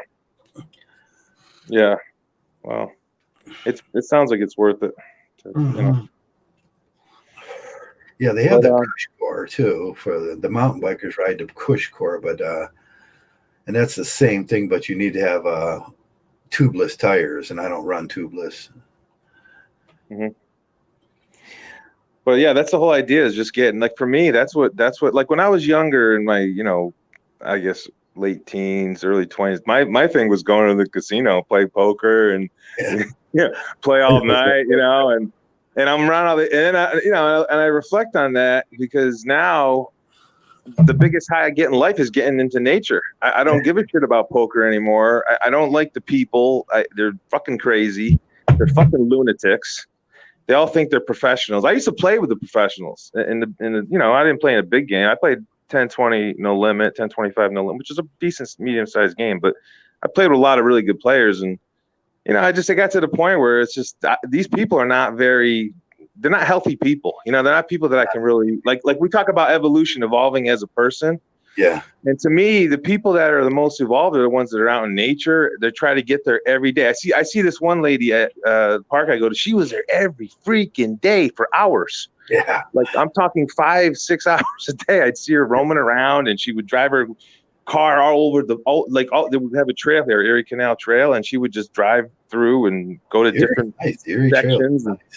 Yeah, but the whole idea is like, well, I'm evolving, and I'm pleased where I'm at because, like I said, when I was younger, I was focused on, I got to make a lot of money, and I got to do this, and I got to, and it was stupid. It was like a simp thinker. I was thinking like a simp, and now thinking as a cow, I'm totally different. I want to evolve as a person, and I think getting in nature is a big part of that. Oh yeah, yeah. I think Barbarossa just talked about that. We talk about it now. I think that you've been in MGTOW long enough. You start doing things that are out of the usual. The people, before MGTOW, I didn't know there was a park system that had classes, that had places to go and things to do. And the park system around me is rather marvelous. They have they put on shows. They have bands. There's drinks. There's stuff there, and you can go out and see nature. You can learn about your favorite bugs, rocks. They'll tell you about the area you live in, and I had no idea this thing even existed. And it's super healthy, and man, I had to get healthy again. At that life, they took the Tradcons took everything from me. They took everything. They took my health. Jesus Christ! Yeah. Well, you read about stories about these young guys. Like I was at my doctor Monday, and he said we lost a guy, 42 years old. And you kind of think, well, maybe he was out of shape or whatever, had blood pressure, diabetes, whatever. But I guarantee a lot of his stress came from these broads. There's no fucking, or that simp thinking. Maybe he was that guy that's always answering his phone all the time. Oh, okay, I got to do that. I got to run here. I got to do this. And like I told you, like right now I'm doing some teaching, and I just work when I want, and it's low stress. And well, yeah, you could see how that. I'm not going to be that 42-year-old guy. I'm not going to be that guy. I don't know. Relationship. I was an endurance rider. I had a 10-speed. I rode endurance, and I rode in races. And then when I met the woman and I got married, all that went away because you know what I was doing? Same thing you said. I was doing things for other people instead of doing that thing for myself that I loved. Yeah. Then I got heavy, and then it's like it's like a horrible thing to do to your body. Is you get the dad bod, and then all of a sudden she's like, "Oh, you're not what I married." It's like, man, I'm doing everything. Yeah, you're never gonna win. You're never gonna win it with a chick. Yeah. It's always you're not good enough, and it's like, you're never gonna win. Yeah. If it was just left me where I was at, I was an endurance cyclist. I mean, that's what I probably would have been doing today. Probably been, the cross America, the 2,000 mile. I would have did that. You found your thing, and you probably added 2 to 3 decades onto your life, like for real, enjoyable decades. You know what I mean? Yeah. I mean, like I'm going tomorrow at 10:30. I'm picking up Joe, and Joe's 76 years old, and I'm picking him up at 10:30. Because my fucking oil stocks are crushing it. So I'm like, yeah, fuck going to work. Okay. I'm not doing what I'm saying? As long as I'm making money in the market, good. I don't give a shit. I'll work when I want. And so I'm picking him up at 10:30. We're going to do our 2-3 miles. And I look forward to it. It's like, man, I get excited. It's like, this is better than any poker game or anything, or whatever. Right. I don't date and, I don't date anyway. So it doesn't matter. But like it's, more enjoyable than dating or, whatever. Chasing women, so, but anyway, it's just a lot of fun. It's a lot of fun, like you said, getting into nature and not only extending my life, but also just the quality of life. Quality. Yeah, that's Yeah. quantitative versus qualitative thinking. I want the Yeah. quality of life to be more. Uh, Mhm. when I was younger, that was quantitative thinking, and I was like, I wanted more quantity for her, and now I want more quality. Isn't that crazy? So you were living you were thinking that like, I don't know how to say it, but like your whole life was just about her, like about pleasing Yeah, her, right? You can never, that's the impossible thing to do, right? horrible for me. It was Yeah, just, yeah, it was yeah, horrible for my body. It was horrible for my soul. It was horrible for, yeah. because that's a lie. You're living in a lie world that's built on fantasy fiction, that's built on bad ideas. And how could that be good for you? Well, I love it when you came up with that one, the fantasy fiction thing. I think that's excellent. You know, it really is, and I share that with people. You know, to really understand what that means. You know, because that white picket fence thing is just a bunch of horse shit. You know, Yeah. always was. Tomorrow, I hope them things come early. I'll put the new tires on, and man, I'll be Mhm. down riding, and I'm going to put the Kevlar inserts on, Yeah, and then I'll be back. And then, man, when I'm down there, it's just like I look around. You can see the what it's like in my area in the background there. That's a picture yeah, of what my yeah. favorite. That's similar to what we have. Yeah, you got the same thing, and I go down Yeah, to the river there where one of the larger creeks comes into the Black River, and not a lot of people know about it. And there's a little bench there, and I sit there, and I just like, oh man, look. And then I'll usually end up trying to climb down the hill there, and it's like, yeah, yeah, and it's a beautiful day. yeah. There's nothing wrong with that day. Yeah, you get the heart rate going, and you get that fresh Right. air and in your lungs. And, Uh, Post COVID, I got to really watch that now because I'm still sucking air, and Mhm. I can't get back up to the 97 on my the 97, 98 on my oxygen. It's still at like 96, Yeah, and, and I go from 120 on my heartbeat, and I can't get it down to that regular 79. yeah. When the sun comes out, I think you'll be, because Yeah, the vitamin D is, I guess, is good if you have COVID. You know, get that right. I vitamin have D. that light in my in my kitchen. I got to show it to you guys one day. I got a sunlight where I Yeah, just sit there yeah. drinking my. John Kramer talked about JK. I was talking to him about that. He said that's a good thing, that get some type of lamp or some shit like that. I don't know. I just look up at it and like, Well, supplements are good too, Joe. yeah, I've been doing a Yeah, ton of them lately, and I, yeah. I'd say vitamin D would be good. You yeah, know, any kind of vitamin D. Or I've been doing your magnesium and iron stuff. the magnesium and iron, and Yeah, yeah, yeah. I went from having like one bottle of like, medication to like, I shit you not, with all the supplements I bought after I had, after the situation I had, I got like probably 40, 50 yeah, bottles of shit all over the place. yeah. I've been Melatonin to help me sleep, all that kind of shit. and I love it. But that's what's great about working out, is like I come home and I'm so tired. It's like I just sleep. I just, sleep so easily now. Yeah, I'll probably go for a walk tonight, and then I'm going to do my. Mhm. The only problem with the stretch bands I keep on this door right over here. So every time I come in here to do this, I have to take them down and put them back up. Yeah, yeah. I get them going, and You keep yourself busy. Yeah, you keep yourself busy. That's the thing. It's like I see your future as being so bright compared to, a guy your age that's got, 3 kids and whatever.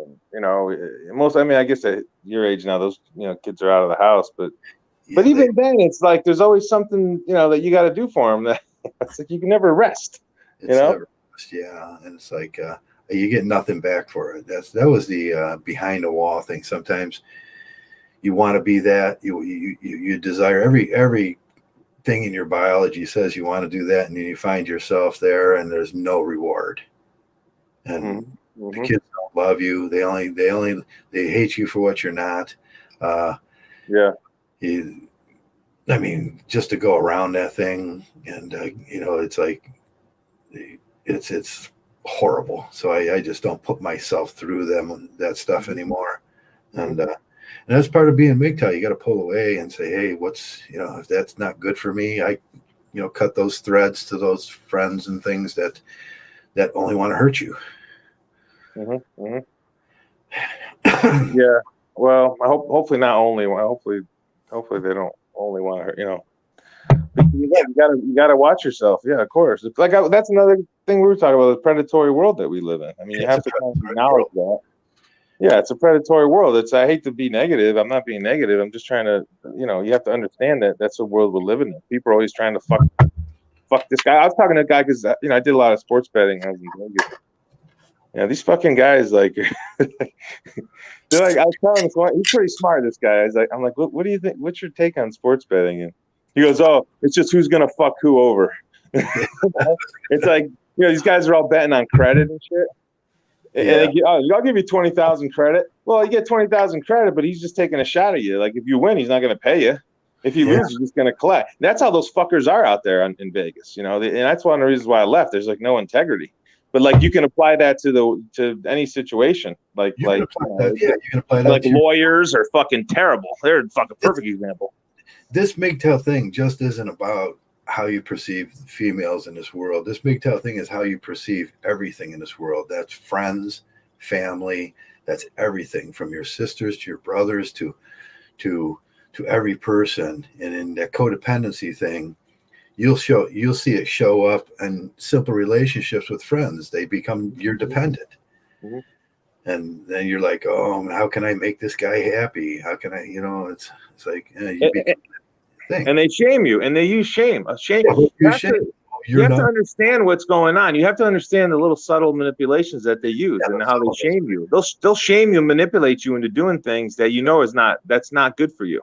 Yeah, I thought you were my friend, man. I thought you loved me. It's like, no. You got to be strong. You got to be I hate to say it. Like I was talking to a friend. I says, you know, I'm because sometimes, you know, I kind of come across as an asshole sometimes, you know, in the chat or whatever. But, you know, I've done some stupid things and that, you know, whatever. But the thing is, I have that part of me, and I think everyone does. Every man does for sure. And you have to kind of embrace your that asshole within you. And I'm saying in a good way, where you can tell people, hey, why don't you go fuck off? You know, I'm done. And you can, and fucking off, you tell someone to fuck off, you can say it to their face if that's your style, or you can just ignore them. I choose to just ignore these motherfuckers because you're not gonna fuck me over. Okay, you reveal the type of person you are. You're a scumbag. Good, you're deleted. Scumbag, delete. That's it. I'm done. Yeah, get to that point in that relationship where there's no reciprocal altruism anymore. You end that.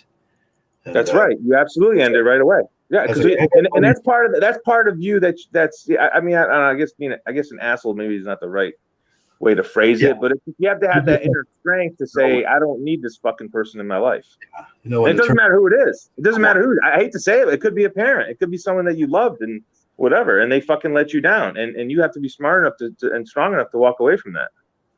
Yeah, I mean, I'm not that kind of. I give 100% in every relationship I'm in this world. And when I see that, you're taking advantage, it's like, no, can't have that. And it's like going out. You got a buddy, probably. You go out to dinner with. Go out.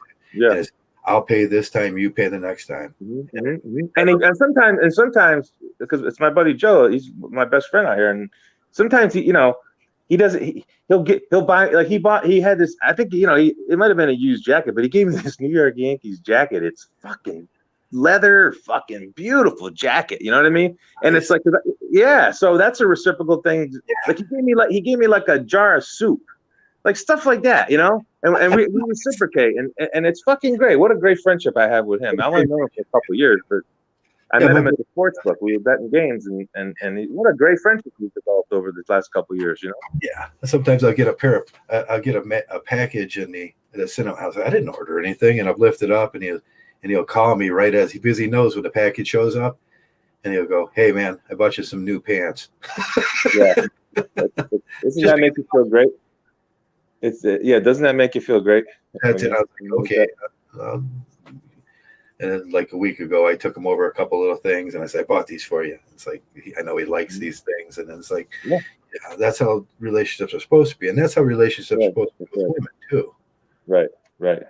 They're supposed to be somewhere along the line. They're just looking for. I was watching one of the videos, just one new channel, and he says women are just looking for better options. They're looking for better options. They're never satisfied. You know, they're always looking for better options.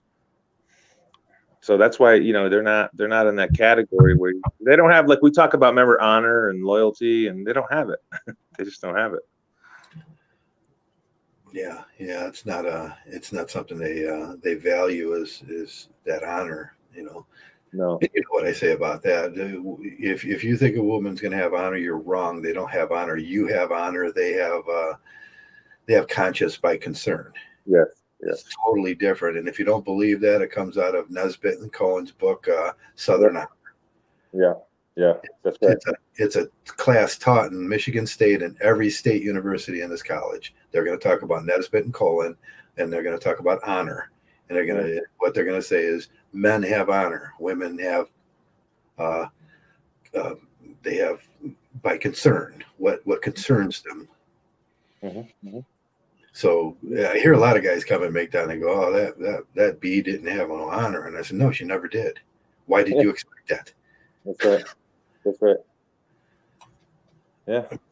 Biologically, and they don't have that. No. We shouldn't expect that out of them. And that puts you in a better position.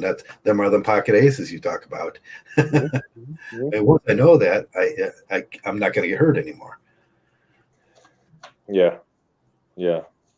Well, don't engage. Like MGTOW music. Yeah. No expectation. No tagline. That's a good one. That's a very good tagline.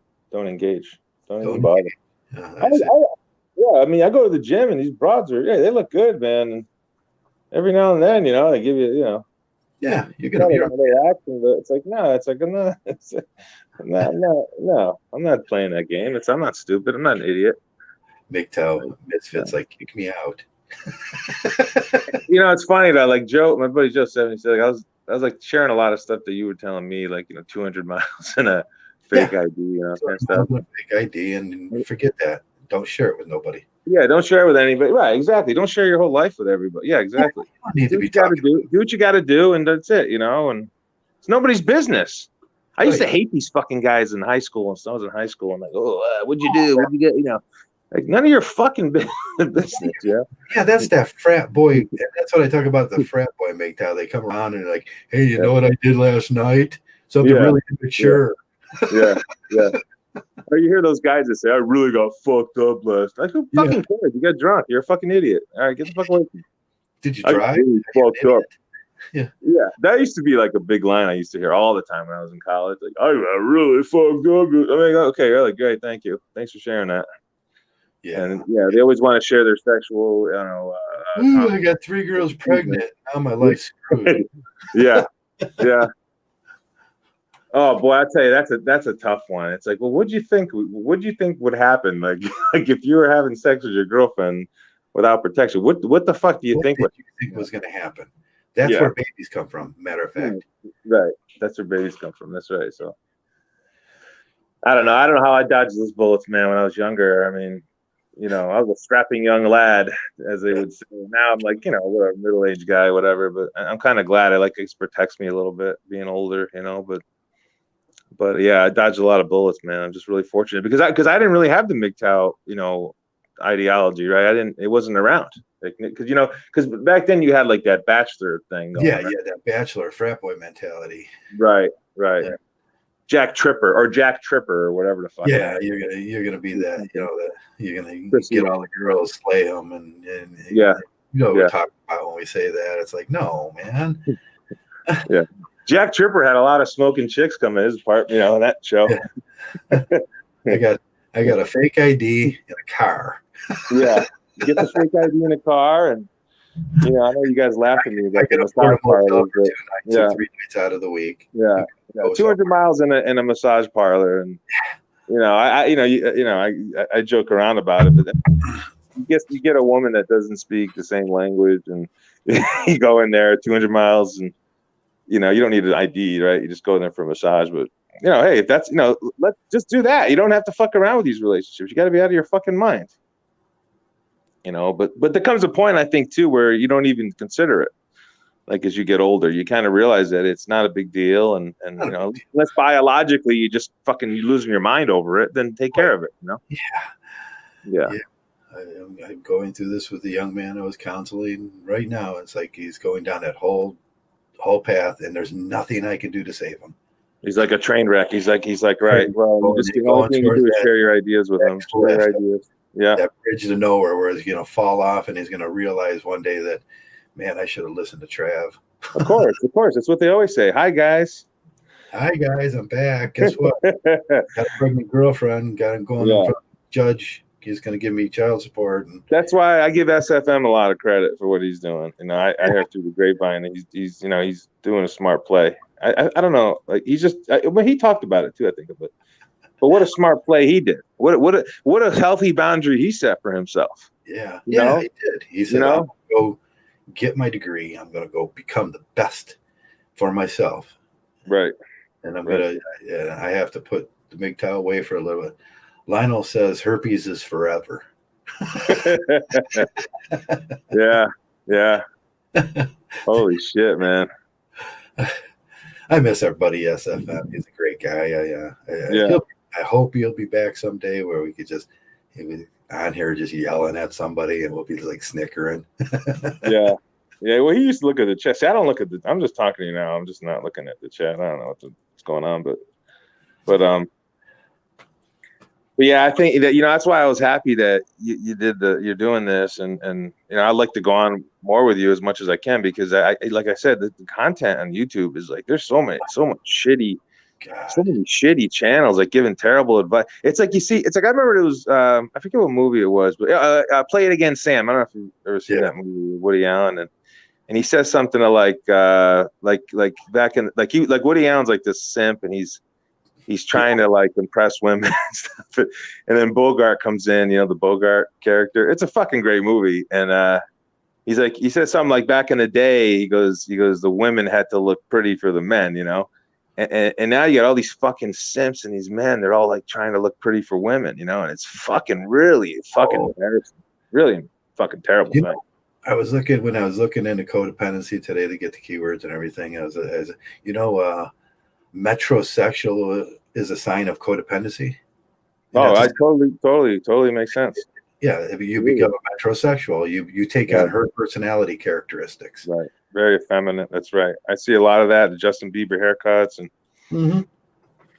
it's and it's not good for the culture.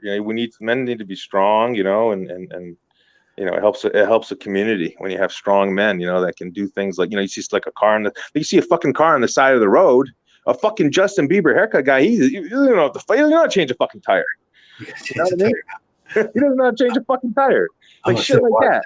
Yeah, I don't want to get my fingernails dirty. I have to go get a pedicure. Yeah. They're fucking lunatics, man. These effeminate type guys. I mean, I can't be around them. Yeah, if you would effeminate yourself so you can be if you think that's what women like, effeminating, you're very wrong. Yeah, exactly. Like the secondary sexual characteristics, what women should like is the secondary sexual characteristics, the same as men. We like the secondary sexual characteristics of females. The secondary sexual characteristic of a man is being rough, burly, and maybe you have a little odor to yourself, and that's what women really dig. Beard, masculine. Dude, I go into the supermarket. We got arguably the best supermarket in the United States. I shit you not. Wegmans, it's just fucking amazing. And I went in there today, and I got my boots on, and I'm like 6'1", but with the boots I'm like 6'3".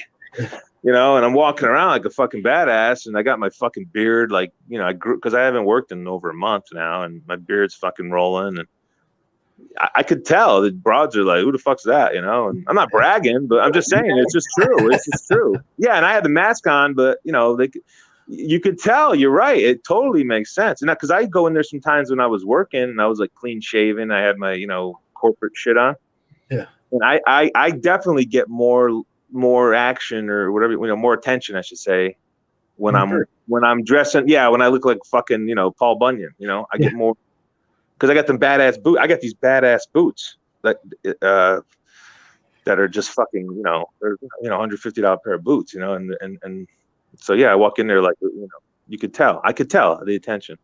Absolutely. I think the height helps too, being tall. That's the whole PUA thing. They do that metrosexual stuff, and they think that it's working. Yeah. The girls are just laughing. Deep down inside, yeah, I think, yeah, they don't, yeah. Deep down inside, I think for sure they're The thing they see when they see that is a guy with very little self dignity, yeah, that's right. That's right. Very masking, and it's like they're masking their lack of self confidence. Yeah. Really have the self confidence. You know what the girls are doing? They're going, "Ooh, he's a good target." Yeah, he's a good target, someone I can control, and the guy's gonna whatever, do everything I say. And then guys like us, we're like, we have the self confidence because we developed the self. I developed my self confidence. You know what I mean? I've read. I mean, I haven't read. I'm not as. I think I've read a lot. I mean, I used to read a lot. Now I don't read as much, unfortunately. But but I used to read a lot, like especially on the internet in my 20s. I used to read a lot of like motivational type books and shit like that, and autobiographies of successful people, and I built up my confidence through just a lot of different things. Through corporate world, I fucking kicked ass in corporate world as a sales rep, and you know what I mean. I was even teaching. I struggled early on when I was a teacher in my early 20s, and now I'm back in the classroom. I'm like, I have so much more confidence. You got to be in control then. I mean, when you walk in the classroom, they're going to have to look at a guy that when you walk in, they shut up. And yeah, that's right. And like I walk, like I'm teaching now, and I wear like a nice sports jacket, and I'm like the only teacher that does, and they're looking at me, who the fuck's this guy? It's like, well, hey, I'm not trying to be cocky, but I dress probably a little bit above the way most teachers dress. And it's not being arrogant. It's just, hey, I'm confident. This is who I am. I've 20 years in corporate sales. I work for some big ass companies. I don't work for some Mickey Mouse companies. I work for some fucking big ass fucking companies, multi-billion-dollar companies. And so I know my shit. You know what I mean? And yeah, of course I'm going to be confident because I've been in situations where, hey, you got to do a presentation 8 o'clock in the morning and present your information. And I fucking nail it every time. I'm literally nail it every time, every single fucking time, because I'm prepared. I do the work. Yeah, so that's how I develop my confidence. I'm the best thing in this room, and it goes off. And then you add the biking, like in the summer when I was biking a lot, 40, 50 miles a week, and then you just build your confidence. And yeah, so it takes time. It takes time. You got to be patient with it, but it comes down to that inner belief in yourself. And if you got low confidence, you're going to be a happy slave.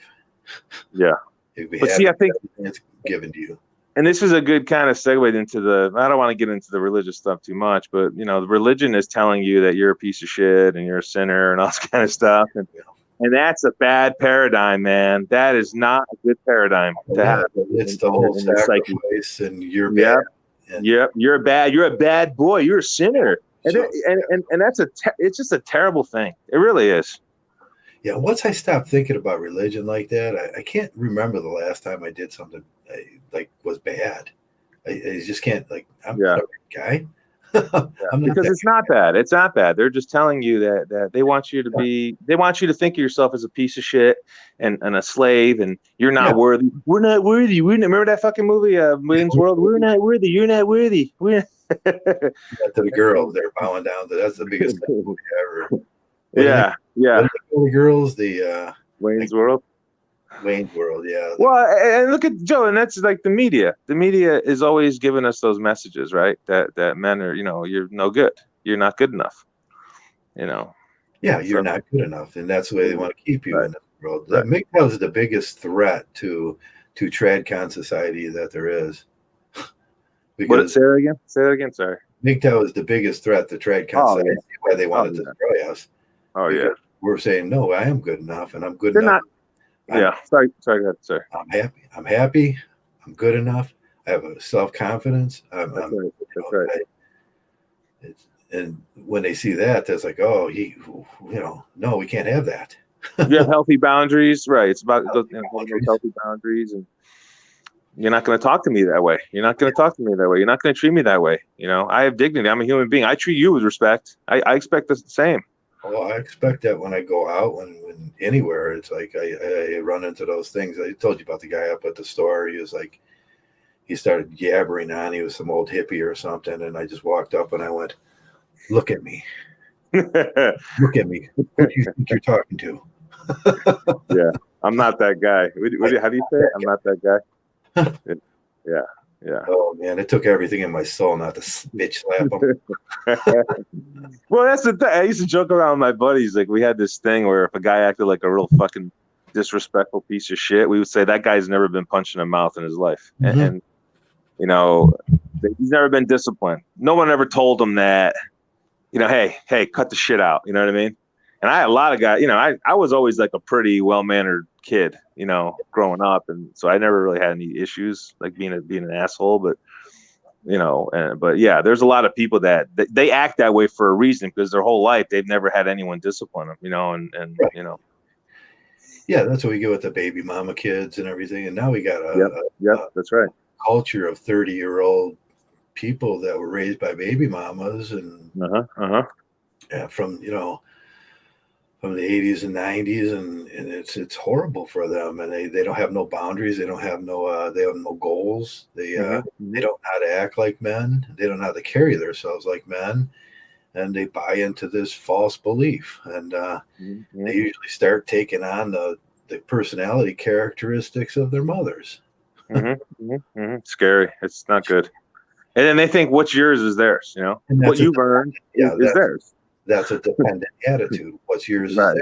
And you're supposed to be the codependent, and you're supposed to be the man. And it's almost when you meet one of them, it's like you're supposed to be the male in a relationship and take care of them. And the lack of work ethic too. I tell you that's a good way to weed out people. If you see a man with a poor work ethic, boy, get the fuck away from them, boy. Just get the fuck away. Because like I'm kind of laughing now because I've been I haven't been working that much lately, but you know what, I started working when I was 12 years old, man, and that's I'm in my mid 40s and I pretty much worked like my whole life, right? So it's like, well, I think I deserve a fucking break, you know what I'm saying? And plus I set myself up to allow myself to have a break, so that's different. But if you see someone with a bad work, that's just terrible. 'Cause I used to play poker with these guys in the city, and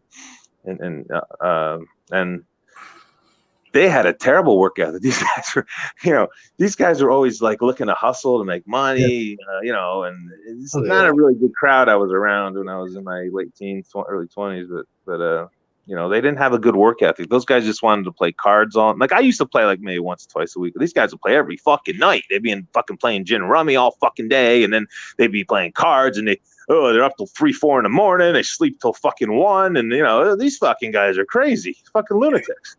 Yeah, I ran into a guy I was counseling him about a year ago, and he was about 42 years old, and he had come to the point in his life where he got disabled. And I said, well, you're going to have to go in into Social Security. And he said, what? And I said, well, let's check out your Social Security. Yeah.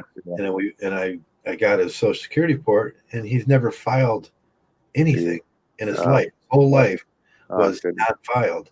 And I said, you're screwed now. And that's the millennial attitude. We don't have to pay these Social Security. Though the Social Security is there for you at the end. When you can't that's right. That's what it was for. Right. I got a nice one coming because I've been fucking hammering that for, whatever, long time. Yeah. No, you need it. Right. That's what it's for. It's good. Those programs are good. I don't know if some of these fucking, I don't like to use political terms, but some of these people that say, and you don't need Social Security, they're fucking out of their minds. Out of your mind. If you end up disabled, which is a good chance. By the time you can't move, you're disabled. Right, you're disabled. You have a stroke, or who the fuck? You're like, no, that's good stuff. That they, I put a lot of money into it, but you have 30 years of working behind you, you're going to be cool. Right. These people that want to take away these social programs, you got to be out of your fucking mind. So what? The rich can get richer? Yeah, that's craziness. You're going to leave somebody that's dying die. Right. I mean, I'm a diehard, hey, you independent person, you work your ass off, save your money, it's yours, you earn it, good for you. But at the same time, there's a social responsibility. You can't be a total fucking, you have to understand, like they said, the situations come up in your life where, you can't, you have a stroke, something, whatever, something happens. Get in a car accident, it can happen to you. Like you always say, like when you get older, that can happen to you. It can happen in a minute. Right, it can happen in a minute. You get in a car accident, these fucking people are driving like fucking maniacs out here. Mm-hmm. And that's it. You're riding your bike, boom, you get hit. I mean, hey, listen, we don't want that stuff to happen. It's not going to happen, but but you know what I'm saying? Yeah, shit happens in life, you know? Shit happens. But be prepared, Yeah, Social Security is a wonderful thing. And I'm gonna get a nice one for that, you know. There you go. I've been paying into it, you know, and I paid into for 40 years. yeah, you deserve it. You 50 deserve it. years. I'd tell you, so I have a buddy, he's 64, and he goes, "What should I do? Should I take the money?" I go, "Take the fucking money. Don't wait till you're 70 something." I said, "You got to be out of your mind. If someone's handing you some money, you take the fucking money. Don't worry about getting a bigger payout later. Because let me tell you, because you can invest that money. You can take that money and go buy some fucking biotech stocks. Buy whatever. Buy some of these. Right. Just buy blue. You know what you do if you don't know anything about investing? You know what you do? You just buy the top companies, like the Googles and the Nvidias, the Teslas. Like you buy the big fucking stocks. Like everyone's yeah. You just buy those. Because the chances are you probably make a little bit of money on it. So you just take. So if they're giving you money, you take the fucking money. You don't wait till I'm going to wait till I'm 70. I get a big pay. Well, what happens if you fucking die? Then you get nothing, right? The Nvidia thing, because I thought Radon was going to shut them down. I thought, but yeah. Nvidia's killing it. Yeah, Nvidia's killing it. They're all fucking crooks anyway. Yeah. But no. But the thing is, yeah. So take the money. Take the money on the Social Security. Don't wait till you're 70. Stupid. That's a bad play. Now the only exception would be if you got so much money that it doesn't matter. Yeah, my father was. Well, if you got so much money that it doesn't even matter, then okay, then maybe you wait till you're 70. I'll give you that. That's about it. Yeah. That's the only exception. And that should be a rare exception. Yeah. And my father made the other, he's like 68 and he finally broke down and took it like at a 69 or something. Yeah. And he still wanted to work. So part-time, and he gave a lot of it back. And then he died at 74. I was like 72. So he got the action, and he paid 50 years into Social Security, and he never got to use it. Mm-hmm. Yeah, sorry to hear that. I know you mentioned that before. Yeah, it's unfortunate. Some people with the timing and stuff. My mother worked almost 40 years at GE, and she passed away like right at that age when she was going to collect. And hey, what are you going to do? That's life, you know. Yeah. It's like life goes on. You just got to move on. But yeah. I mean, no, the social programs are good. I mean, that's why I don't like to. I'm not affiliated with any political party or anything, and I think both sides have good arguments. And but they're both so both sides. But I'm a liberal. Yeah. I'm independent. I'm like, You know why? Because MGTOW's liberal. Fuck everybody. I don't believe in marriage. I don't believe in traditional relationships. I don't believe that's liberal as hell. Yeah. Well, I was thinking about what you like one of the things about MGTOW people don't understand. Only like guys like you and maybe Shining. Just kidding. I had to throw his name in there. But like, there's only like a few guys that really understand. Like, and I think he's probably one of them. But like MGTOW's good for women because we're trying to help women evolve too. We don't hate women. We're just trying to help them evolve. As you don't have to be this fucking barefoot and pregnant housewife. Evolve and develop yourself. We're not there to like. And these trap talks, that's what they're like. They're making women into, they want women to be slaves, Yeah, I want to. The first time I hear it, I'm just going to go nuts when a woman says, "I got myself pregnant." Yeah. No, it was your response. It was you did it. You right. It's my body. It's my body. But what about the baby? What about the baby? The baby doesn't have a body. The baby's body doesn't count. Yeah, it's like it's 100% hers, and I hear this all the time. And he got me pregnant. No, he didn't. You got yourself pregnant. Mm-hmm. Take responsibility. Mm-hmm. Yeah. As soon as they get to that point, I swear it's going to be a much better world. But you have to support feminism a certain way. You got to cut the bullshit away and say, "Hey, I believe that I want you to do the best you can. Hit that smash through that glass ceiling. Become." President, do all those things, but with this, you will lose your dependent.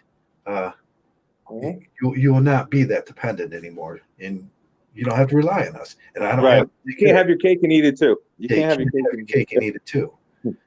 That's right. Yeah, and I get to live my life, and you get to live your life, and maybe two happy people can get along better. Yeah, that's right. Yeah, it's unfortunate that they're just so empowered through these things, like through marriage. They just have too much power. Oh It's God, just yes. it's like like we said, give them a loaded gun. Here's a loaded Well, gun. Get married. it goes back to the Here's your fucking title. wedding gift. It's It's a wedding gift. It's a clock. Here you go. it's those Christians being codependent. Oh yeah. It's like they want to be the man. They want to be that slave. They want to be that, and they sign up for it. And when it doesn't work out, they wonder why. Right. Because you need to be more like, I'm not even going to say the word. I'm not going to say the J word, but you need to be more like this mythical figure that we that we made up. The Easter Bunny. You need to be more. You know what I'm talking about. I'm not going to say his name, but like you need to be more like him. He was perfect in all ways. And he's perfect. You could be too. Yeah. I am perfect already. Yeah. And then they're saying, so that's their thing. It's like, oh, like you weren't good enough. You need to be more like. Don't you want to suffer some more?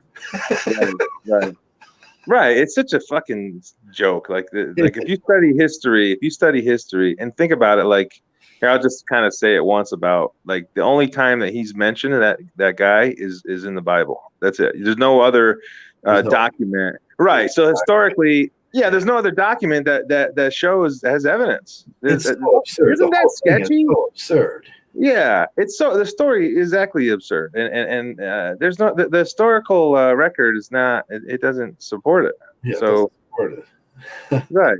right doesn't support it. So you're just a sucker for even believing that whole story. Yeah, some of the things they want from you too, and it lines perfectly up with what everything MGTOW hates.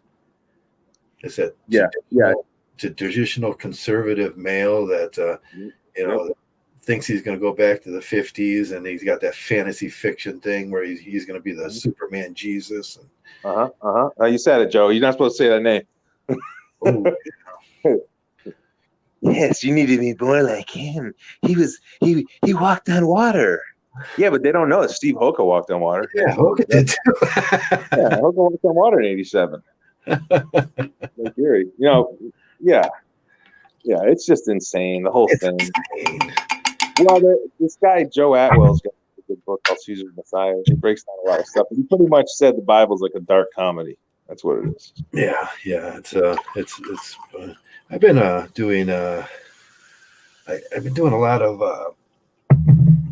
Eastern Indian stuff, and with Krishna and Arjuna and what's his Davi, I can't remember it now, and man, that stuff just lines up so well with actual philosophy. It's like, okay, I could, as long as it lines up with philosophy. But then I look at after short of Job, nothing lines up with any kind of logic.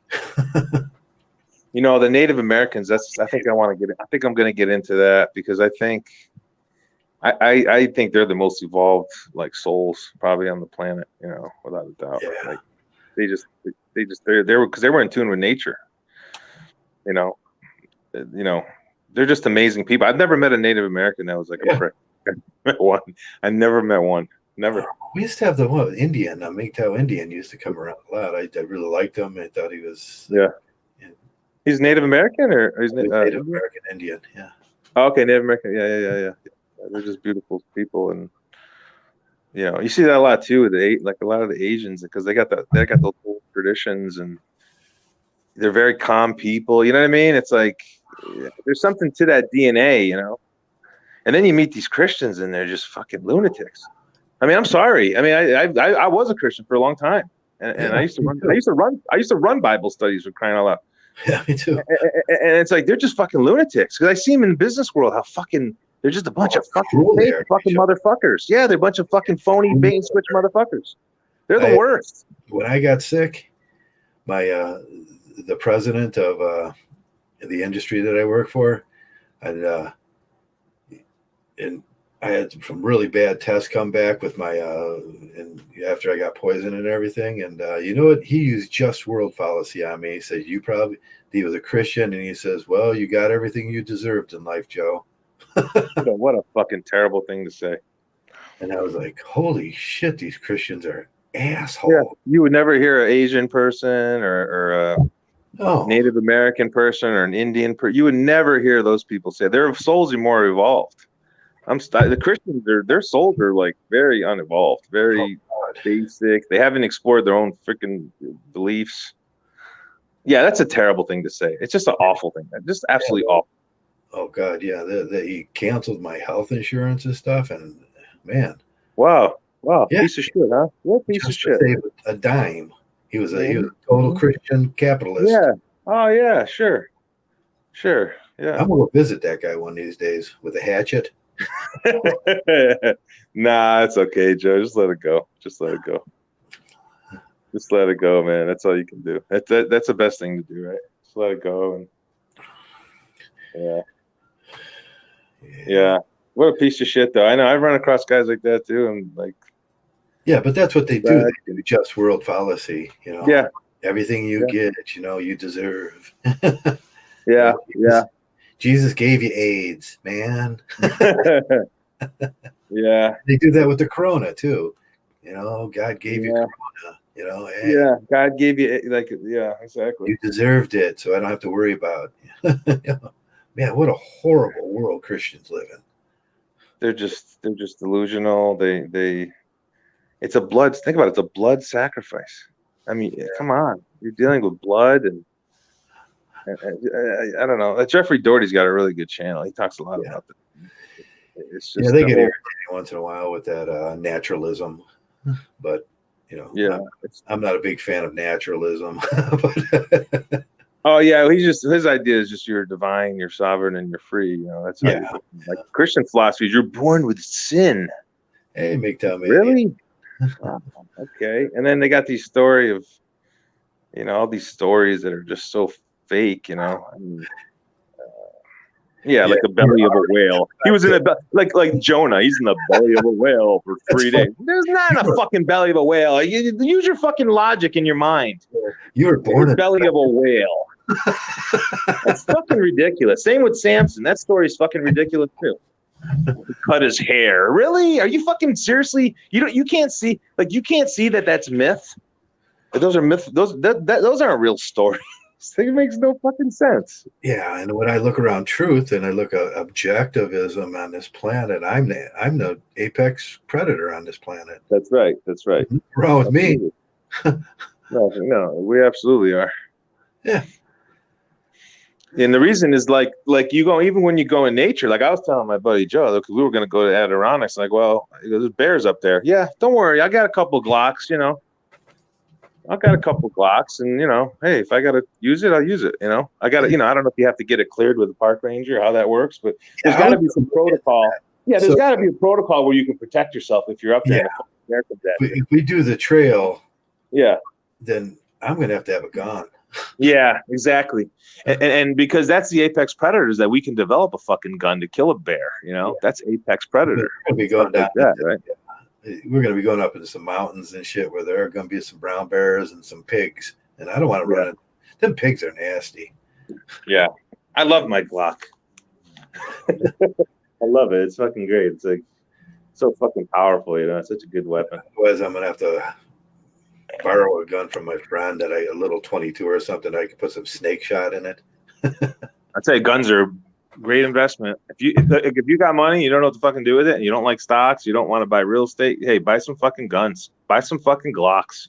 Get a fucking gun collection because they hold their value. They hold their value, and if you're ever in a bind or something, if you need to go to a pawn shop, hey, they can give they'll give you a nice chunk of money. You know, they'll hook you up. I mean, you got interest rates are crazy at pawn shops. So I'm just saying, if you run across and you're in a jam, guns are just they hold their value. There's nothing. And in fact, they've probably gone up in value. I'd say the last.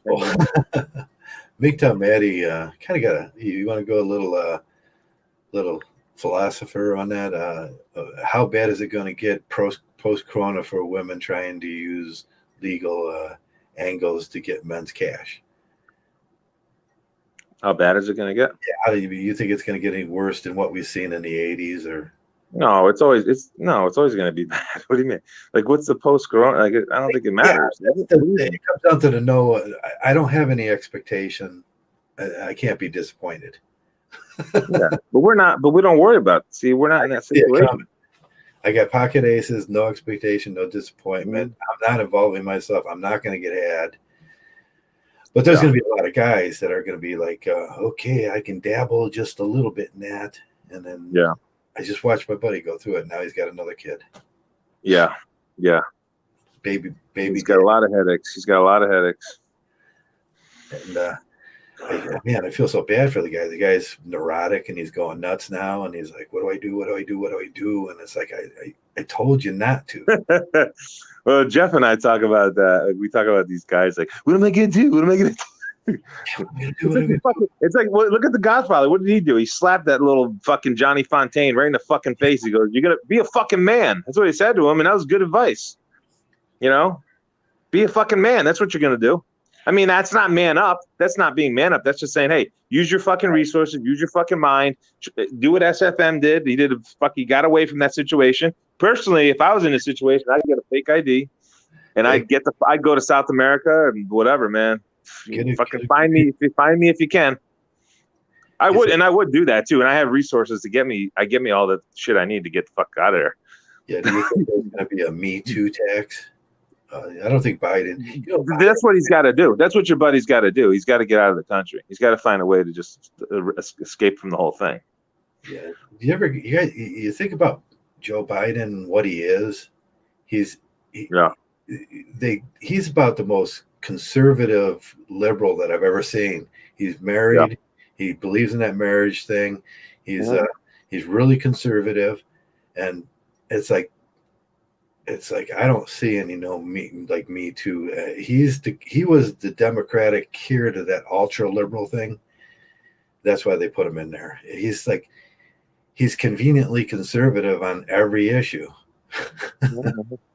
Yeah, I think he'll do okay. I mean, he'll do all right. He's got a lot of experience. I wanted to talk about this now.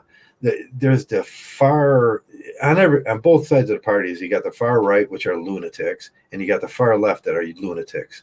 And I see that far left lunatic coming thing back where they're making fun of divorced dads. And I was on this blog and I said, you guys, if you're doing that and you're going to start making fun of 54 million divorced dads, that's going to come back to bite you in the next vote. So don't do that. Yeah. It's like, try to come to grips with that shit where you can act normal. It's like we've seen the worst of the far right this last couple of years. And I just hope that the far left, Joe Biden doesn't let the far left do exactly what the far right just did and go with that crazy crap. Mm-hmm. Maybe men's rights somewhere in the middle here we can explain to them that we're not slaves. Mm-hmm. I don't have any confidence in the government, and I don't think they're going to help us. Yeah, because 98% of them are married. Yeah, exactly. It's what you talk about. How do you say it again? Matro Mark Baloney? How'd you say if you're looking for the Illuminati, too far. It's right out your door. 98% of your Congress and your Senate are married. There's 42% of the people in America are single. They don't represent us. Right. That's right. Well, I'm at the point. I'm just going to empower myself. I'm not going to, I guess I'll live in a fantasy fiction when it comes to that, because I know they're not. I'm gonna build the fantasy. People in power are going to do everything to keep their power. And they don't give a shit about us. Like, what's that Tupac song? They don't give a fuck about us. That's a good song. He's a good rapper. He had a lot of good ideas for a young guy. I think you can use a thought to get forward in your goal. And that's maybe a slightly fantasy fiction thing. Like, okay, I want a brand new red Corvette. That's an obtainable goal. It's not a fantasy fiction. Mm-hmm. If I'm looking for the perfect unicorn, no, you're pushing it. I ran into a guy last year, Asian guy. Well, maybe 2-3 years ago. He's getting married. I said, dude, you really want to do that? He goes, he was like fucking, he was adamant. He goes, I found a unicorn, man. He kind of he understood some of the concepts I was talking about. And then he actually fucking said that to me. I'm like, you fucking motherfucker. I said, how can you say that? He literally he believed it. Oh, I found a unicorn. I found a unicorn. Like, what are you, fucking out of your mind? I found a unicorn. Yeah. He's like and you could tell he's like kind of like he had his shit together a little bit. He's a little spurgy little Asian guy, whatever, you know. But he was, you know, pretty respectable, good dude, you know. And he's like, I found a unicorn. I guarantee you that fucking guy. Something's gonna happen. Something's gonna happen. He's gonna be. So. Oh man. Yeah, so it's just funny how you run into these guys that have these, you know, that's the thing. He had that idea in his head that unicorns existed, right? Obviously, right? Yeah. Yeah, they're and just then, that idea fucked him. It's gonna fuck him. Well, he wants his sex. These guys, they get full of the bacteria and that's right. That's right. It's pheromones and. They don't understand those things, Joe. Like I listened to you. I first learned that from you. And then you explore it, and then it's like, oh, that makes fucking sense. Because I used to hook up with all these bitches when I was like, you know, in college and shit. And you have this topic today about why they are dependent. Yeah, you get this thing, that one-itis shit or whatever, and that's just chemicals. Yeah, it's just the chemicals. Chemicals. You get addicted. Now you're codependent. Right. And now you're like, right. Like, what does the Bible say? The two become one, or some magical thing happens. Like when you fuck a woman, something magical happens. The two become one. Yeah. Like, shut the fuck up. This fucking Bible shit. Whatever. I don't talk about that anymore. But yeah, the point is that I learned from you. Remember you had a video taken down because you were talking about that, right? Because that's what I said. Because it's all about those chemicals. How do those chemicals get turned on? They get turned on for pheromones. That's bacteria. Right. Yeah, very true. And then, you know, I had a my brother's boss, her son. He had that situation come up, and I think he had a girlfriend, and you know they were fucking or whatever, and they were, you know, dating, you know, whatever. And she broke up with him, right? So now he doesn't get that rush, right? He doesn't get that chemical rush anymore, right? He's addicted. So you know what he did, right, Joe? This kid's I think he was 20. Oh, you know, what do you think he did? He went out and tried to find another one immediately. No, much worse, the worst. Did he kill himself? Yes, he killed himself. This is about 10 years ago. He killed himself. Yeah, he sure did. He sure did. Now, you know, I met her. She's a great lady, and my brother loved her. He's a wonderful boss, you know, wonderful lady. Fucking guy killed himself, 20 years old, Joe. Go ahead, sorry, but talk about that, because that obviously had to do with the chemicals. It had to do with the chemicals. Yeah, it had to. You're addicted to those chemicals. They're 10 times more powerful than any drug on the street. They're 10 times more powerful than heroin. When you're coming down, your heart is going through withdrawal systems. Now, in MGTOW, we should talk about withdrawal symptoms, because it's important when these guys come around and they're going through that stress and their heart's under extreme withdrawal of that. And it's like, we need to show them how to get rid of those things. We need to, I mean, it's as simple as two chemicals. You can either go to your doctor and get penicillin, you can find some penicillin, or you can go to what I believe in, the walnut oil, and what's the other one they put in there? It's been so long since I've used it. There's walnut oil, and you put it, and you use that, and it dissolves the bacteria and it shuts that off. But it's going to take about 60 days, and it's going to be a living hell. Mm-hmm.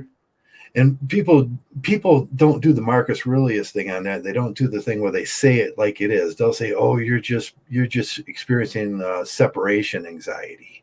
Now that's covering it up. It's not separation anxiety. You're going through real withdrawal symptoms. And you got to know how to handle that. And that tells you a lot about what you activated. What activated that? It's like, stop being simps. Stop being so simple, people. There's bacteria. She carries 3 times the amount of bacteria. It's foreign bacteria to yours. It's called pheromones. You want to smell pheromones? Look behind your ear and smell they're dead bacteria. And they get in and they turn on in your upper, not your upper lizard brain, your secondary brain there, and it's your hippocampus and your I can't remember the word right now. Your hypothalamus, and chemicals start coming out of there. You're happy. You get those happy love feelings. You know, that heart next to your real heart. Mm-hmm. But when you get that feeling in your heart that you're in love, you know what that is? That's bacteria sitting on your heart. Mm-hmm. Mm-hmm. That's right. It's like, Jesus Christ, stop. Call it what it is. They're killing people. They don't want to educate a population. That's why, because it would change the whole dynamics, male dynamics. Separation anxiety. It's like, no, you're not. No, it's biological, and that's something that's serious business. And that's serious business, and kids kill themselves. That's right. He killed himself 20 years old, and I just go into supreme. We know what you go into. You go into major depression. Right. Yep. Knowledge is power, man. Right? Yeah. Knowledge is power. Every guy that I know, I tell this to. If you start doing that, you're going to start simping, and you're going to have things in you. And then if I see it, displayed, I'm going to slip you a Mickey of trichloranol, an extreme antibacterial. Well, it's like one of those things that Lozinger used to say, Lozinger Rising. Like he used to say, and he was right. Men have this mentality. Well, it's not going to happen to me. It's not going to happen. Yeah, that's for everybody else. It's not going to happen to me. Yeah. I'm going to be better because that shit. Right. That shit ain't going to happen. No, it happens to all men. I've watched the biggest men. Right. And that's one of the things that at least he brought up that was a benefit to me. It's true because I never thought I'd be hospitalized for a nerve in my nerve pain in my leg. I've never been in the hospital. I've always been healthy. I never, I put on a few pounds over the years. That I lost 30 pounds last year, by the way. But anyway, but I never thought I'd have to get an ambulance. No, not me. But it fucking happened. The nerve pain was so fucking bad. And but the thing is, like, so men have this mentality where it's not gonna happen to me. That's for everyone else, and that's just it's stupid. It's bad thinking. Wrong answer, right? Right. Always be careful of risk. Always be absolutely risk analysis. That's what Zeta used to say. Risk analysis. About risk analysis. Right, and that's biology. And when you're dealing with biology, you're dealing with chemicals in your body and your mind and brain, and it's not Matthew McConaughey speech when he's at the table and he's like, "Guys, go listen to that because it's 100% right. It's just chemicals." Mm-hmm. But those chemicals will hurt you, and you will have to come off them. Mm-hmm. Biggest stress on your heart you will have in your life. That's right. I mean, heroin addiction. I was a DNA counselor for years. I watched heroin. I've watched people in that back room right over here sitting there sweating and just dying. They gave me some oxy for my pain, and I think right now I got 30 pills left, but they gave me like 40 pills, and I started taking a little bit when I had pain, and I decided to come off it because I don't want to deal with this withdrawal type stuff, because I was taking that thing and you pretty much get high off of it. Yeah. And I've never done drugs in my life. I don't drink, Don't get rid of it. You can sell them for $30 a piece. It was only 5 milligrams, though. I don't know if they're worth that much.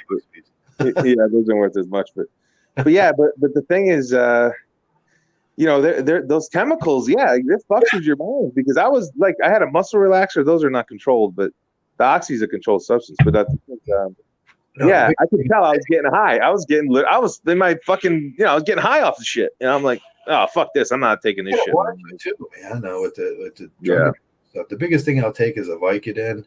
And when I rip both my shoulders out, it's like, I told them they're going to give me like Percocet or something. I said, no, I need a Vicodin 5. That's it. Yeah. There's a time and a place for those medications. I think if you're in severe pain or whatever, but if you can fight through it, like if it's minor pain you're having, it's probably better to fight through it. Yeah. Don't set yourself up for a world of just misery after that. Yeah. I see a lot of guys start doing that. I used to deal with them every day, and I still deal with it today. Yeah, but you're right about those pheromones and the chemicals they give off, and then even I don't know if the makeup and all that shit that can't be good either. All the chemicals from that shit, it just can't be good. There's estrogens on you. The estrogen that gets on your skin. The skin is the biggest organ, and it takes in all that. What you're laying with her every day, and she is an estrogen machine. Wow. Yeah, that brings up a good point. Why you see, I don't want to back the married guys. Put it in his mouth. I said, he put it in his mouth. That's 5 milligrams of estrogen. Yeah. I mean, I don't want to make fun of married guys, but boy, you're right. You're sleeping with the wife every day in the bed. It just can't be. That's got to lower your life expectancy rate for sure. Every guy in this thing's seen it, where you're hanging around all your buddies and everything, you're working out and everything, you got you're all burly and everything, and your burly buddy, he gets chosen, and then he disappears for 6 months, and he comes back after that 6 months, and he looks like a girl. Yeah, you've seen it. Yeah, everybody's had a friend that was burly and masculine, and then he started dating, and then 6 months later he comes back, and he's like, "Where's your muscle, man? Haven't you been working out?" He's like, "No, I've just been laying up and hugging." And he looks, he's went soft. Mm-hmm. Wow. I mean, I had maybe 1 or 2 nights of that in college. That was it for me. I was like, fuck it, whatever. You are not supposed to be laying around with a woman 24/7. No, I never liked it either, Joe. I never liked it either. I never liked it either. It's horrible for men. Yeah, sleep in separate beds. I mean, yeah. It increases your estrogen. You get the dad bod. Mm-hmm. It's horrible for men. Cohabitation is horrible for men. And they wonder where masculinity went. You took it from us. Mm-hmm. Mm-hmm. Yeah, we weren't meant to be monogamous. We're not meant to be domesticated. I can't say that word, monogamous. Look at this. This is not meant to be monogamous. Monogamous. How do you say it, Jeff? Monogamous? Yeah. Monogamous. Monogamous is a lie, too. It's just they're lies. Sure it is. We're supposed to have communities, and everyone's supposed to help each other, and we're not supposed to have homeless people. That's fucking terrible. We're not supposed to have homeless people unless they choose to be homeless because they want to live outdoors. That's not the case, I don't think. Yeah, these people talk about community and community responsibility and building these social systems and everything, and then you look on your street and you see men fucking homeless. I was, yeah. It's terrible. It's horrible. It should never exist. Homelessness is a reflection of our society and how fucking like capitalist fucking scumbags just don't have any type of accountability. They want, what I'm saying, like, have some accountability. Clean up your neighborhoods. Have a homeless shelter. How the fuck is there not a homeless shelter? Yeah. Like, is it that expensive to maintain? You hire some people, you keep it clean, you get some security guards so there's no fucking bullshit going on. Yeah, you know what? Fucking help homeless people. What the fuck? There should be a beacon, a light. What's it called? A shining light. A city on a hill or whatever. Yeah, take care of your homeless people. I think that's the reflection of the most advanced societies. The ones that are, they're taking care of their homeless people. I worked for the Lighthouse for years, and that's where I gave counseling for drug addictions and homeless. We took care of the homeless population, and I've seen it, man. It's like this society is such a big lie. Yeah. You know what it costs to take care of homelessness? $50 billion. Yeah, 50 billion. $50 billion bucks. Yeah. No homelessness in America. 50 billion. Yeah, that makes sense. And these fucking rich motherfuckers are. Yeah, they don't help out. Only if it's a tax write-off or some shit. Or I see these. Grand these grand feigning of altruism from these rich people, even Soros and the guy that owns Amazon and everything, and they don't do shit. Oh, we gave $30-40 billion, and then I look over and there's still homelessness. Yeah, they don't do shit. They don't care. You ignorant pieces of capitalist shit. Yeah, Bezos. Yeah. Yeah, they don't care. But that's our responsibility, right? So I do the best I can. I do the best I can to help that. Yeah, yeah, I do. yeah. I do here, and I give sometimes more than I can give. Right, right. Well, it's frustrating, and it's always men that are. Well, what's the percentage of homelessness are men? Like, what's the percent? It's got to be over 90% are men, Yeah, right? it's over 90%. It's like 92% men. Yeah, that makes sense. That makes And sense. I didn't even have to look at that stat, and I knew. as soon as the female in the family falls into homelessness, they put them in a shelter which is just an apartment. They call it. It's okay. We took care of that, but they won't do the same thing for men. Mm-hmm. Yeah. Yeah, we just gotta, do the best we can, try to do our part. Because you get enough people that do their part, they'll be fine. They'll be taken care of. That's what MGTOW is going to be about. It's about curing these issues that still linger and they stink and they're on our society. And I do my part. And this is a house here where men come through, and and I try to give them some good advice and get them a fresh start, and they don't have to pay no bills, and they can eat and they can get healthy, and then they can transition out.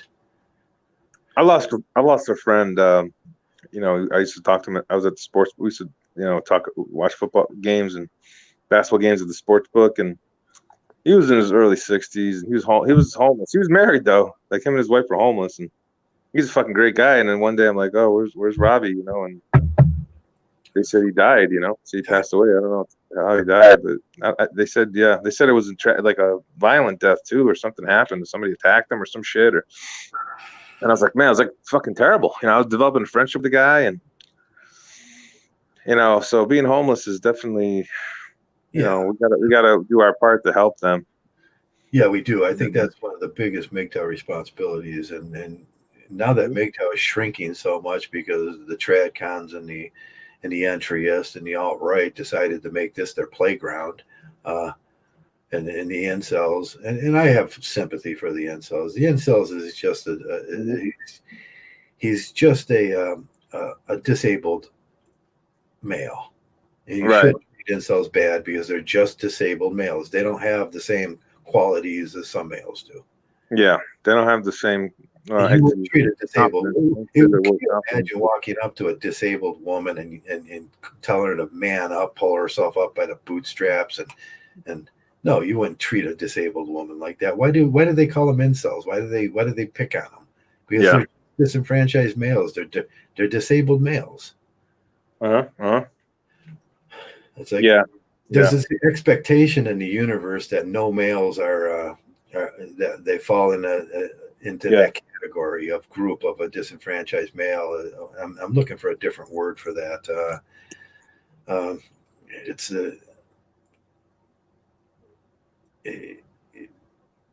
It's just easy to really just dehumanize males and say, oh no, they can do better.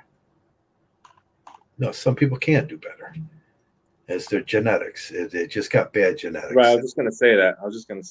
The DNA. Can you control the genetic universe? It's like, right. Like, if I'm told, hey, you got to carry these bricks, and some men can't do it. They don't have the strength. And me, I just fucking pick up the fucking thing. Yeah, okay. Yeah, when I was younger, I would pick it up, carry it. It's like, man, I used to carry barrels of oil when I worked at Mobile. Barrels of oil. My gambling partner, when I was younger, he had a heart condition. He died. He died when he was like 20 something. He was young, and 28. He was late 20. And he couldn't do some of that shit. He can't mow the lawn or. He can't mow the lawn. He can't pass out. He had a heart condition. He could fucking pass out. Yeah, and probably a great percentage of the homeless males are those guys that they can't work. They can't do that. They deserve the same kind of sympathy as you would give a disabled female. Right. That makes sense, because you don't see these big, strong, like 6'2", fucking 220. Those guys are not homeless. No, they just go out and get a job. Right. They go lift some bricks. Yeah, it's rare to see those type of guys homeless. They go mix some mud and lift some bricks, and then you walk through the town today and see a building, and if you're a big, strong, strappy male, you go, hey, You need a mortar guy. You need someone to carry the bricks, and they'll go, yeah. Yeah, that's right. You know, And it pays good. It usually pays, probably now 15 to 17 bucks an hour. well, that's what like George Carlin talked about homeless people, and the reason why they want them there is to scare the shit out of everybody else. Yeah. Say, hey, if you're not a good player and you don't work, and you're gonna end up like those homeless guys. Like him. Yeah, scare the shit out of people into working like fucking dogs. Yeah. You could be fucking homeless. Oh yeah, I beat that one, huh? So you got to be fucking smart and understand these fucking little tricks they're playing on you. Yeah, I can't remember who it says. It was a great philosopher, but he says eventually you watch out what you say about disabled people, because eventually you're going to become old and you will be disabled. That's right. Watch out how you think about that. That's right. And the predators love to go after retired folks.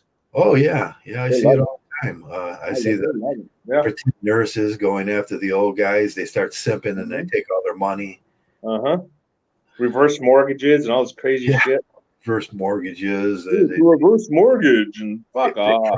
Their mental capabilities at that time, and it's like it's sad because we live in a predatory world. That's right.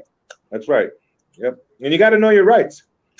Sometimes finances you get out of control. Hey, you got a right. You can file Chapter 7. You can file Chapter 13. You can file bankruptcy. There's no shame in filing bankruptcy. And corporations do it all the time. Yeah, if you do it. You do it. You have to know what your rights are. Know your rights. There's a song by the Clash. There's a song by the Clash. Who's Lazarus's favorite group there in London. I like Lazarus. Lazarus, if you listen, I love you, man. But anyway. The thing is, like, there's a song that says "Know your rights," and you better know your fucking rights. Especially Americans, they don't know the Constitution. When I'm teaching, sometimes I'm not supposed to do this, but sometimes I'll throw the lesson plans away, and I'll just talk about the Constitution. But the fucking kids don't even know what the fuck it is. It's the greatest document ever fucking invented. But the main thing is the greatest document probably ever written, right? So anyway. But you have to know what your rights are, because if you don't, people are gonna take advantage of you. Sociology, or you history, or? Yeah, I do a little of everything. But okay. I'm mostly a history guy. History. That's my main. Mostly history. Okay. That's why I was able to study that Christianity shit. And I mean, you know what I mean? Because you look at the evidence, it's just not there. There's no evidence. Yeah, you got to look at the evidence. Like, people don't look at the evidence; they just believe they believe what you tell them. Like, you can't just because somebody makes a statement on something, like, you got to dig in deeper. Like, you have to dig in deeper. You can't just take what's in a fucking stupid fucking high school textbook or college textbook and think it's fucking accurate. Yeah. Oh man. Just like they tell you about about women being these angelic creatures, and they're not. Just learn the biology. That's all you got to do is learn the biology. You're right. Like you said, they're not, and I'm not trying to knock women, but they're just sexual evolved. The fact that they carry all that bacteria proves that they're not as evolved as men. I'm sorry. That's just the truth. They are dependent on a host. Right. They're not as evolved. Sorry. That's the truth. They're dependent, and right. They're dependent. They're dependent. Right. Or we can do something about it, but there is that thing called sexual cryptis too, and they'll tell you exactly what they are.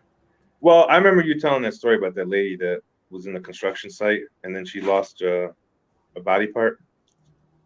Remember that? She lost her uterus. I mean, she lost her what? She lost her uterus. I'm not trying to make fun. Like, remember that story you said? Like, you were working with some chick. She was trying to do the same work the men were doing. Oh yeah. And she lost her uterus, right? I'm not sure if that's how it goes. I thought you said something like that. Yeah. Like her uterus fell out or something. No. You don't remember that? No, maybe I was drunk or something. You were drunk. Maybe you made it up. I don't know. It sounded funny. Or maybe I was just trying to be funny. Yeah, maybe you were. No, I don't think you were. You weren't trying to be funny. Yeah. You weren't trying to be funny. That actually happened. There was this one girl that worked. She it was a feminist action that came into our shop. There was no girls because it was 130 degrees, and it was a steel shop where we forged plows, and brought in a girl, and she passed out, and she's like walked out, and she was like, no, I just can't do this anymore. Yeah. Hey, before you close this out, we got to talk about the Browns. Oh, the Browns. We got to talk about a little football and sports, man. Yeah, I think they could. There's a slight chance. Mahomes, he's the best, and you just give him, he's the best at everything. But man, there's this new guy coming up, Baker Mayfield, and he's starting to mature out of his immature ways, and he's pretty good. Yeah, playing better. He's got a good running game. Yeah, and we got the best running game in the NFL, and one of the best. Yeah. Everybody, we got an underrated defense because we play what was that, Marty Schottenheimer ball? Marty ball. We play Marty ball, so our defense looks worse than it is. He's a great coach. Yeah, Marty was a great coach. That's but bend it, don't break.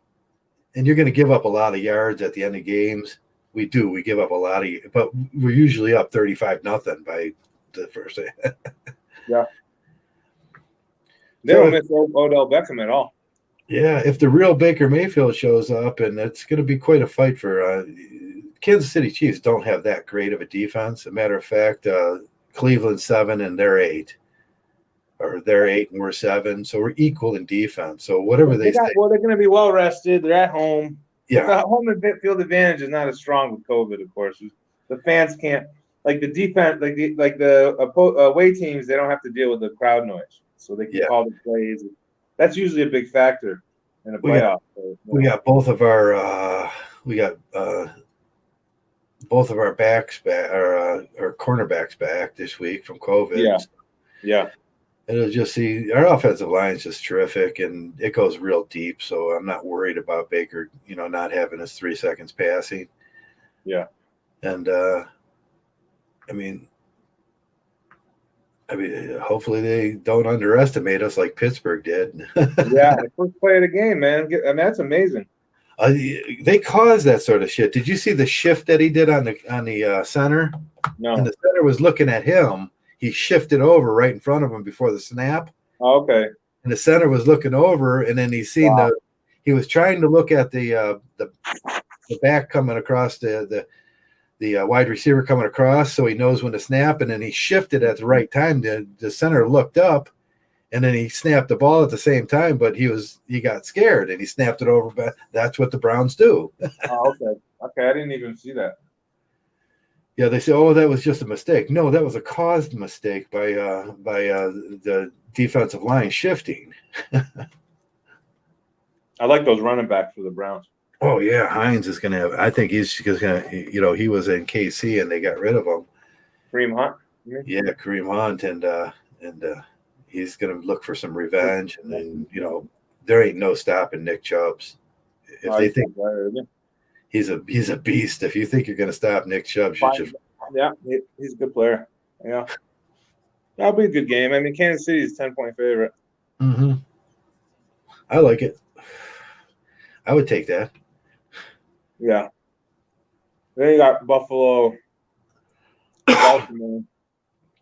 Yeah, I wish we got a better seed in that. I hate playing Kansas City. I wish we would have got to play Buffalo. Mm-hmm. Mm-hmm. I don't think Allen's any bit as good as Mahomes. He's your buddy. He's your what do you call it? Millennial buddy. Yeah, he's my millennial buddy. Yeah. Yeah, I remember him at Wyoming, man. He was fucking excellent. I knew he was going to be good. Oh yeah, yeah. I said, though. He kind of guy out of that. We went through that whole year in the draft, and I said, take Allen, and they took Mayfield. Yeah, but because I knew Mayfield was going to have he's got to grow up. But he did though. This year he kind of stepped up, man. Yeah, he looks like he's growing up, really, and And then he got married, and he had all that estrogen running through his body last year. And I thought, Jesus, this is going to be horrible. But he's coming around. Yep. And then you got national or the NFC, you got Green Bay against Yeah. the Rams. Oh yeah, the Rams got the best. 6.5. Green Bay's giving 6.5. You got the two best defensive players in the league, Donaldson and who else is it there with the Rams? Aaron Donald. Yeah. Jalen Ramsey. Is he playing? Jalen Ramsey. And they're healthy. And you got an old quarterback in there. Yeah. Take the points. Yeah, but he's good. I mean, he's having a great year though. He's having a great year. He ain't what he used. I took Green Bay though. I don't know. I just like Green Bay? I like Green Bay because that extra rest is really important. Mm-hmm. And I think the cold weather might. But you got to lay 6.5. It sucks. And the Rams got a good defense. Yeah, the Rams got the best defense in the league right now. Yeah. I hate that where the national press says Cleveland ain't paid anybody. Yeah. We played Pittsburgh twice, Baltimore twice. We beat the Colts, we beat Tennessee, and we didn't play anybody. Yeah.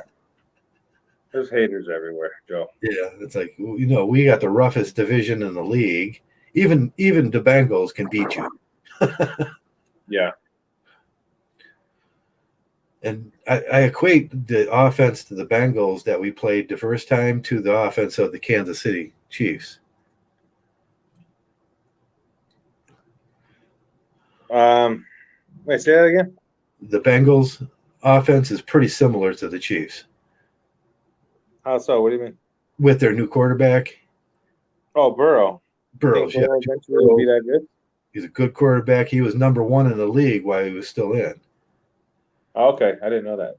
Yeah, he was number 1 in the league, and they could put up some points, but they have a shitty defense. I think the best game is going to be that Tampa New Orleans. That'll be the most intriguing game because you got Breeze against Brady. Yeah, that's the one that everybody's looking at. The two old, the goat and the the goat against Breeze. Yeah, Breeze has like more. I think his record. He has more records. Yeah, but they say Brady. Yeah, I don't consistently he puts up 5,000 yards a year.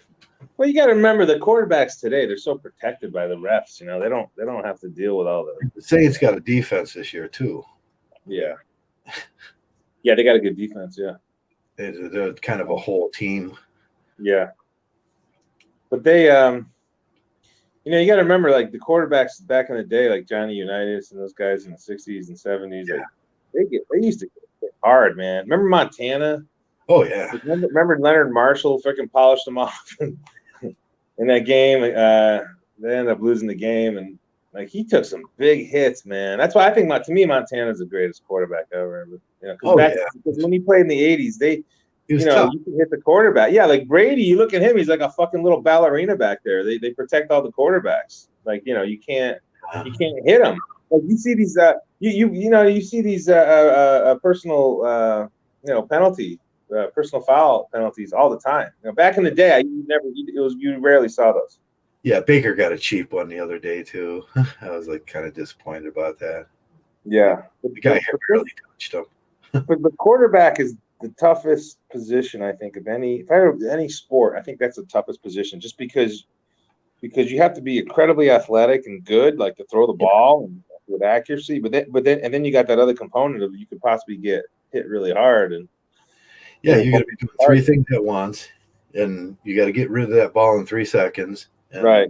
And you got to 1 second, 1 second, 1 second. Right. And either you got to roll out of the pocket or just release it. Right. So I give these guys a lot of credit. Like they're just great athletes, really amazing players. Yeah, it's more of a mental thing with them.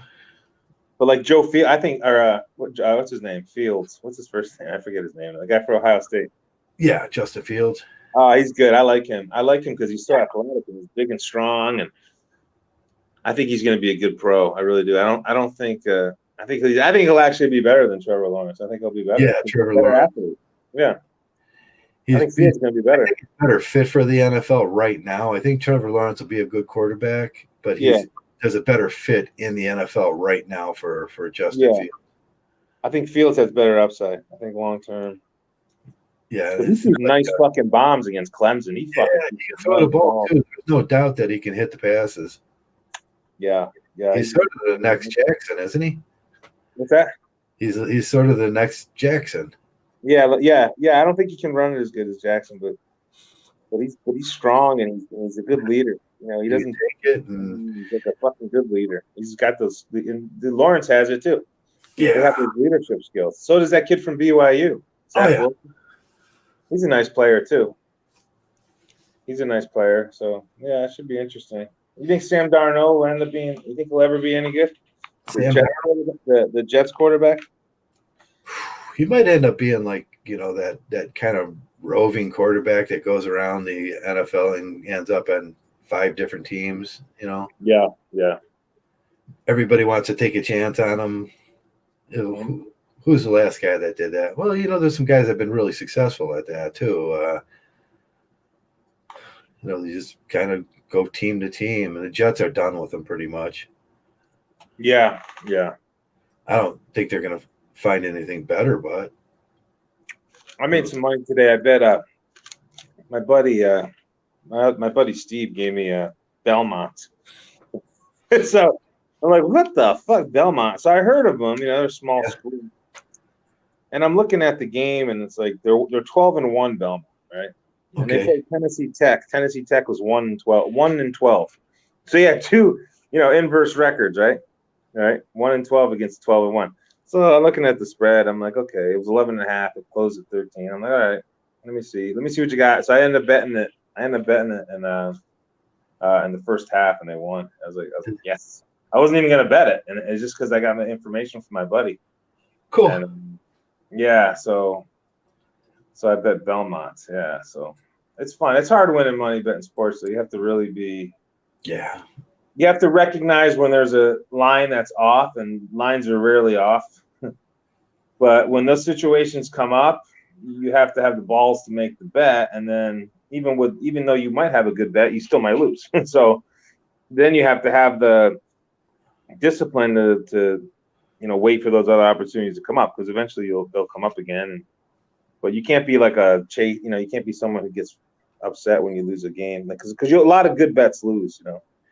Yeah, I didn't even bet the last 2 weeks. I was like surprised. Usually I do the 8 pick. Yeah.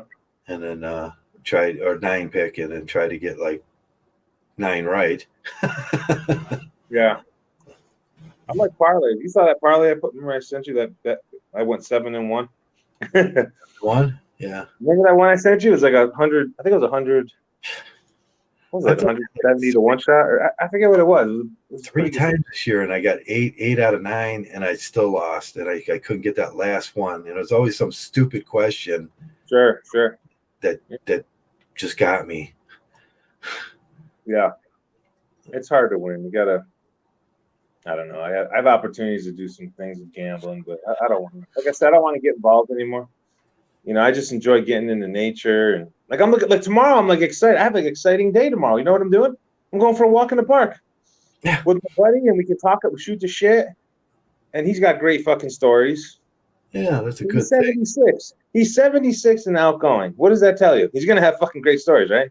Yeah, that's my buddy too. He's 75 years old this year, and get out, walk his dogs. I ride my bike at night. You know, he walks his dogs at midnight, so that's when I try to take a ride, and I see him, and we'll talk. And yeah, it's good when you have friends like that you can have a nice conversation with.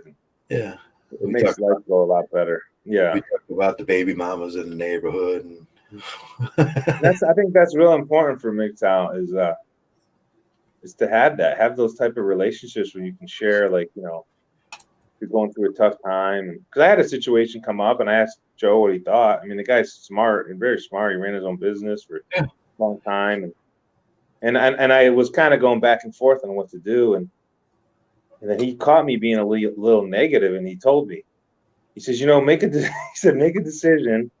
He said, forget it then. You made your decision. He says, don't be negative anymore about it, and let it go. That's it. He says, you got to be positive. You can't let this thing bother you. That's what he told me. He gave me really good advice. Yeah, that's good. That neuroticism when you're pacing the floor, Mhm. don't let that eat you up. Yeah, once you make a decision, you thought it over, you made the decision, let it go. Just let the fucking thing go. We fail at a lot of things in life, and that's what I bring up Wininger. Just move on from that. Move to Leninger the said that. next goal. Leninger said that. Yeah, we'll either fail or we'll succeed. But either one, if you succeeded, there's nothing after that, and failure, just move on. Both of them. Both of those situations are telling you to move on and Yeah. reestablish a new goal. Well, Nick Saban talked about that. I listened to one of his talks. He said he started out his talk. He goes, one thing in life is that that you have to understand is things are not always going to go your way. Yeah, either you're going to fail or you're going to succeed. Both of them tell you it's time to move on. Right. You can't sit on succeeding because it's over. It's done. You succeeded. And then another thing he brought up was knowing what you want to do. Yeah, that's the orientation. Yeah. Know what you want to do. You know why he's such a great coach? I noticed about him is he's always learning from like motivational speakers and different. And I think he's more intelligent than these other football coaches who are like, you know what I mean? There's more to the game. There's a whole mental component to it. Yeah, I think that's what you're seeing with Alabama. Yeah, Saban's brought that into his program. How he has this like approach of having a winning kind of lifestyle, and he doesn't put up with any shit in Alabama. You fucking around out there, you're off the fucking team. He's not gonna put up with it. Yeah, that's what Ohio State, where they ran into that wall where, well, they got the SEC rules down there where they get a choice of 8 more players too, but and that's going to make for a better team, but still you have to have some kind of maturity on your offensive line, and their offensive line was just more mature. Yeah, well, I think what hurt Ohio State was losing Trey Sermon. Like the first game, he's out. You lose. That's your main play. I don't even watch. I made a big bet on Ohio State. I took 9.5, and it's a great number. Yeah, I bought to 10. I bought it to 10. I had plus 10 minus 120. I watched a little bit of the game, but I wasn't real confident because I did see a maturity issue with the team. But if Trey Sermon plays, Joe, yeah, it's a totally different game because they're going to be able to run the ball, chew a little bit of clock, put Alabama on their heels a little bit. Alabama got way too comfortable in that game, and then Smith is fucking wide open because he's a fucking great player. Yeah, that kid can fucking play for Alabama, number 6, the Heisman Trophy winner, and but Ohio, if Trey Sermon plays, I think that I'm not saying they're going to win, but the game's going to be really a lot closer because he's a stud, man. Yeah, but the good thing about Ohio State is like next year, Day's not going anywhere for at least 10 years. So you're going to start developing that same kind of Alabama thing there where they have culture, they're winners, they're mature. He can keep players there.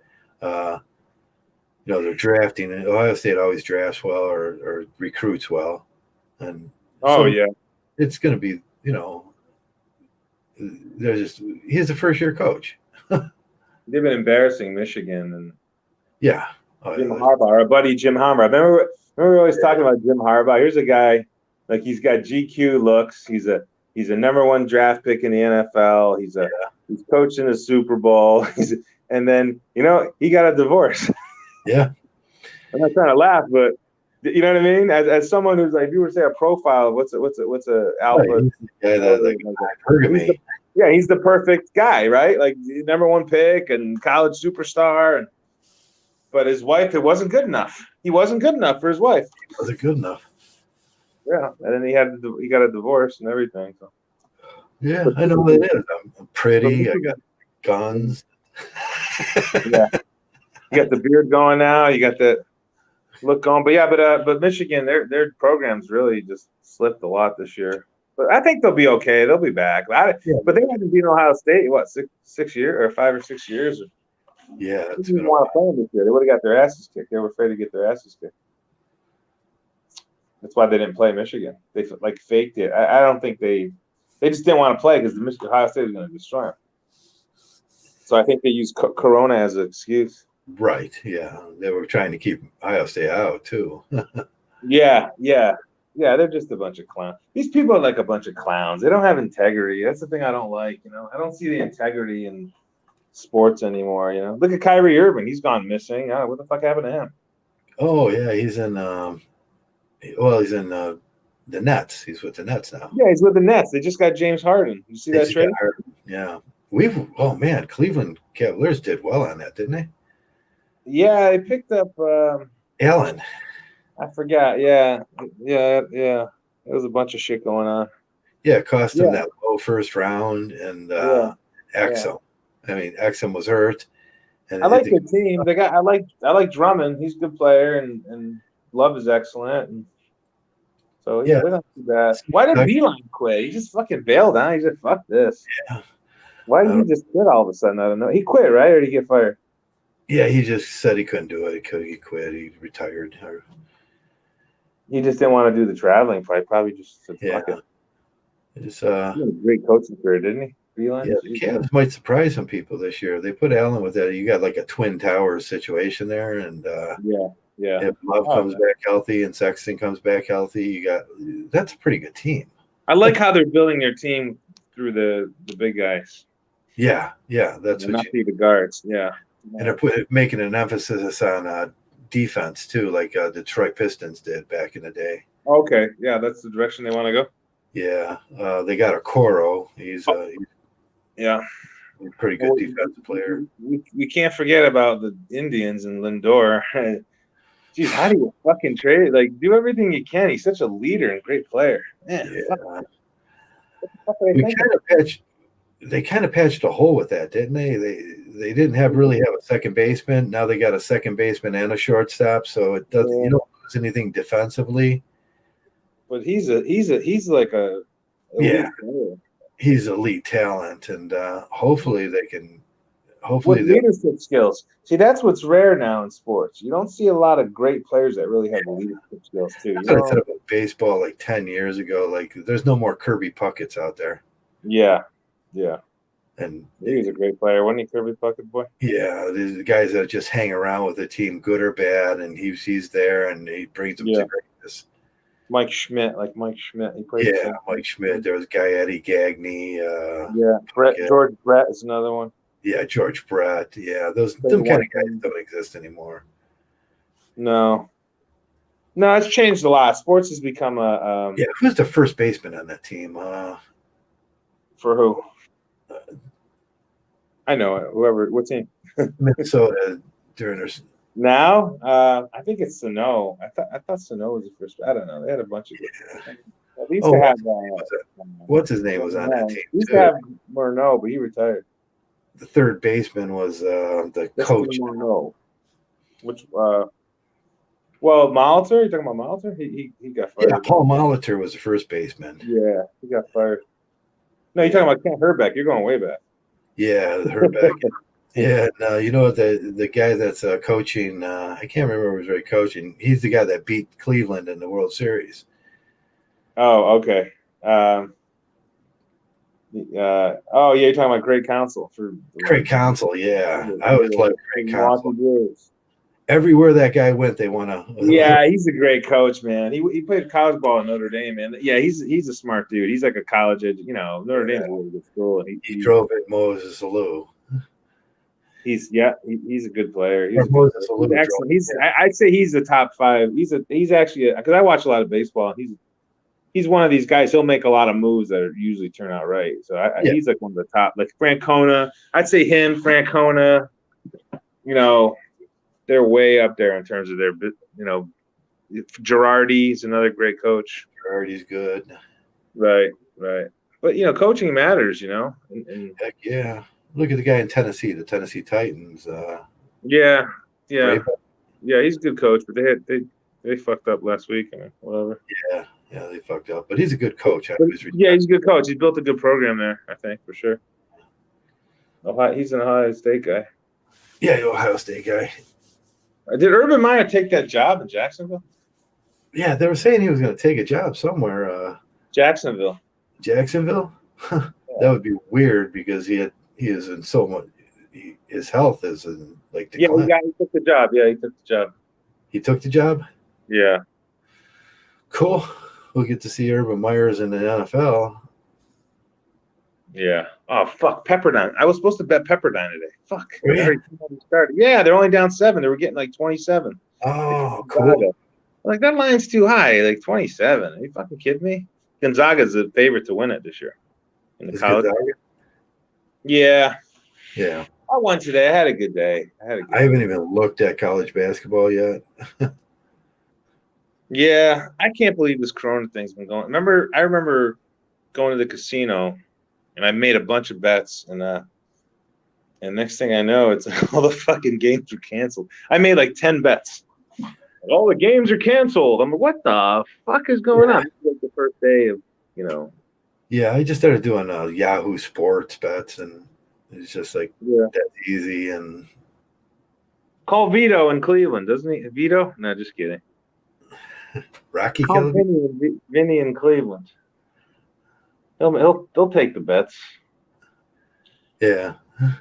But I tell you, the most fun I had going to a baseball game when I went to Cleveland. I went to the old, what was it, Progressive? What was it called? Not Progressive, the other one. What's the other Cleveland Stadium?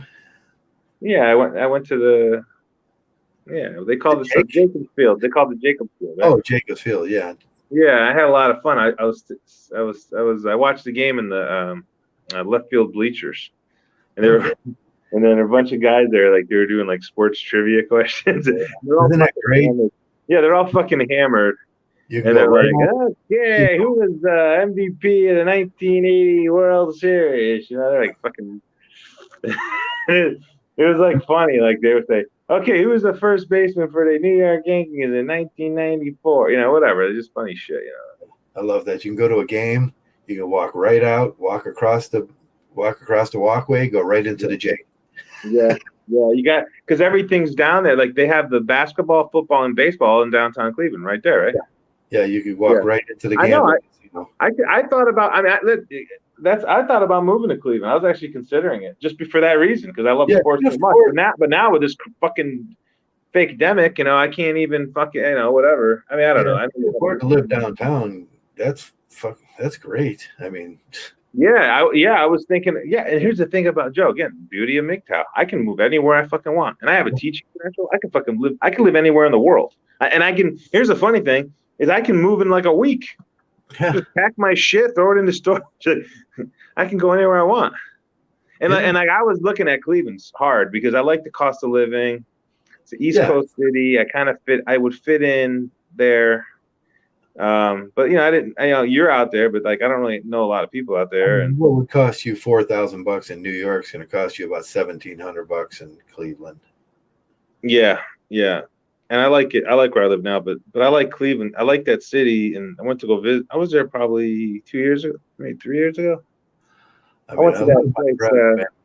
When they started making money, they moved downtown Cleveland because there's not a lifestyle like that. I mean, that's you can't beat it. You can't beat it when you can walk to games and interact and then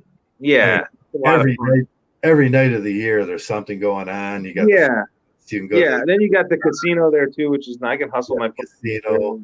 I mean, you go to a blue bar. Yeah, I don't know if you guys got sports betting out there, do you? But no, they don't do sports betting. You gotta so I have to call you have to call it in. Yeah, I'd have to call what do you call it? Sal from Cleveland, the local mob rookie. I have to call him to make bets. I'm just joking. But the thing is, like, you're right. When everything's downtown, you don't even need a car. If you need a car, you get an electric bike or something. We'll drive around. Yeah. You go to a world-class blues bar where you're going to see a great band. Every week. When I was there, I went to a game in the summer. Paul McCartney was there. There was a concert going on that day when I went to the game. Yeah, there's always something happening. Or you can go downtown and watch a show. You got a choice of like. Yep. The theater there. Yep, you're right. It's great. I love it. 3 theaters you can go to, and it's just like living in New York. Just walk. No, it is. It totally is. Yeah, maybe I'll move there. Who the fuck knows? I don't know. I'm looking at every city in the country. Yeah, or better yet, you can walk down to the lake, grab a fishing pole, and go fishing. It's an underrated city. I don't know why the media or whoever fucking tries to make Cleveland like they don't understand how good of a city it is. They have no fucking clue. No, it's They have no great. fucking clue. You can get on a bike. We got like 251 miles of bike trails. Yeah, yeah, yeah. You guys got a lot of good stuff going on there. You got Case Western, which is one of Yeah. the schools. You got Cleveland State, which is very affordable. Yeah. Good school. You know. Yeah, you kind of roll out. You got Baldwin Wallace. You got like probably 6 universities that are just Carroll, like you said, John Carroll. Yeah. Yeah, there's a lot of good stuff going on culturally. It's a really underrated city for sure. The cost of living is pretty good, but downtown's I noticed it's a little expensive. Downtown, you're gonna get in. Yeah, if you want to live downtown, you're gonna $1,700 rent. Yeah, much? Wow. Yeah, but I mean, if you could do that for a year, just to live downtown in a city for a year and have that it's like something you could tell your kids about. It's like, I live downtown. Kids, what do you mean kids, man? No, I'm not going. No, I'm just joking with you. I don't have any kids. You can tell the youngsters stories for years. yeah, but oh, for sure, and I mean, just got to get a gig. Get a good gig for yourself where you can make some money. That's what you want to do is, and you should come and run for office in Cleveland. You like be a counselor. Yeah. Well, maybe when I finish my business. Yeah. Well, politics is the same. Yeah. Well, your buddy Kasenjik, he didn't get married till later in life, right? Kasenjik? Yeah. Oh yeah, he got married later, and after he went through his incel years. Yeah, he was a total incel. And then he ran for president. Imagine him as president. It's fucking scary. Yeah. Him meeting with imagine him meeting with Putin or something. They fucking laugh at him. Yeah, he is a politician for life. Yeah, you need a strong, leader. We've had a lot of Spurgs as presidents, haven't we? Yeah. I don't remember the last really astute, broad-shouldered president. Who's the last? Yeah, I was thinking. I can't think of one. I'm trying to think of one. Can you think of any recent? Yeah, when I was looking at the presidential candidates, like Isley from Washington, he was big, he was burly, he looked like a man. Yeah. And they didn't like him. I was like, no, I like that guy. Look at all the Spurg presidents we've had. I mean, holy shit. I mean, even Kennedy had a fucking limp or whatever. He was all fucked up and he had health issues. And I can't think of we got to go back. How far you got to go back? I'm trying to think. Actually, Teddy Roosevelt, Rough Riders. I don't know. I'm not buying it. Well, Eisenhower and Eisenhower was a prick. I mean, he was a crook. He wasn't a Spurg. Yeah, he was fucked up and Truman had ties to the Kansas City mob. He was all fucked up and. Yeah, I think Jerry Ford was the last guy that was Yeah, he played football in Michigan. Yeah, you're right. He was the last guy that maybe wasn't a Spurg. Yeah, you're right. And then he was the last guy. He's an athletic guy, right? Jerry Ford was athletic, and he was. Yeah, I think you're right. That's the one. That's the one that wasn't a Spurg. Good job, Joe. Yeah, I used to love watching him on TV when after his presidency, and he would just go on the talk show host, and then he was on the talk with the Arabian guy. What was Amra Sharat or something like that? I don't know. Man, this guy is so good, and both of them were like men, and it's like that's presidential. Gerald Ford was presidential, no doubt. Because even Reagan, look at Reagan, he had this stupid little giggle. It's Spurgy. Yeah. But they love Reagan. They swear on Reagan. Wrong. Reagan, wrong. Yeah. My buddy had a shirt. He had Ronald Reagan on. Who the fuck is that? He goes, oh, it's Ronald Reagan. That's what they were hoping about with Trump. But they got kind of short on that deal. Yeah. Well, he owns casinos. I mean, that should tell you a lot. I mean, yeah. You own casinos. What kind of person owns a casino? I mean, that's, you're you're preying. That's again predatory. What you're preying on people's weaknesses.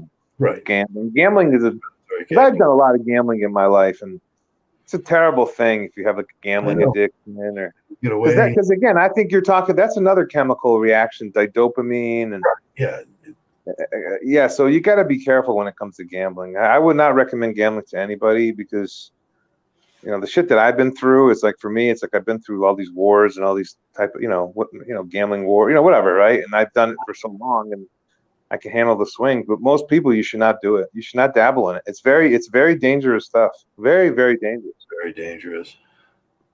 It really is. It's like and then if you get hooked up with a mob guy or something, you don't want to just don't bet on credit. Don't get hooked up with those motherfuckers because they're a bunch of motherfuckers. Yeah. They really are. I'm sorry. They're guys you don't want to get involved with, because money is their god. Yeah. And they'll fuck you up. They will. If it's big money, they will fuck you up.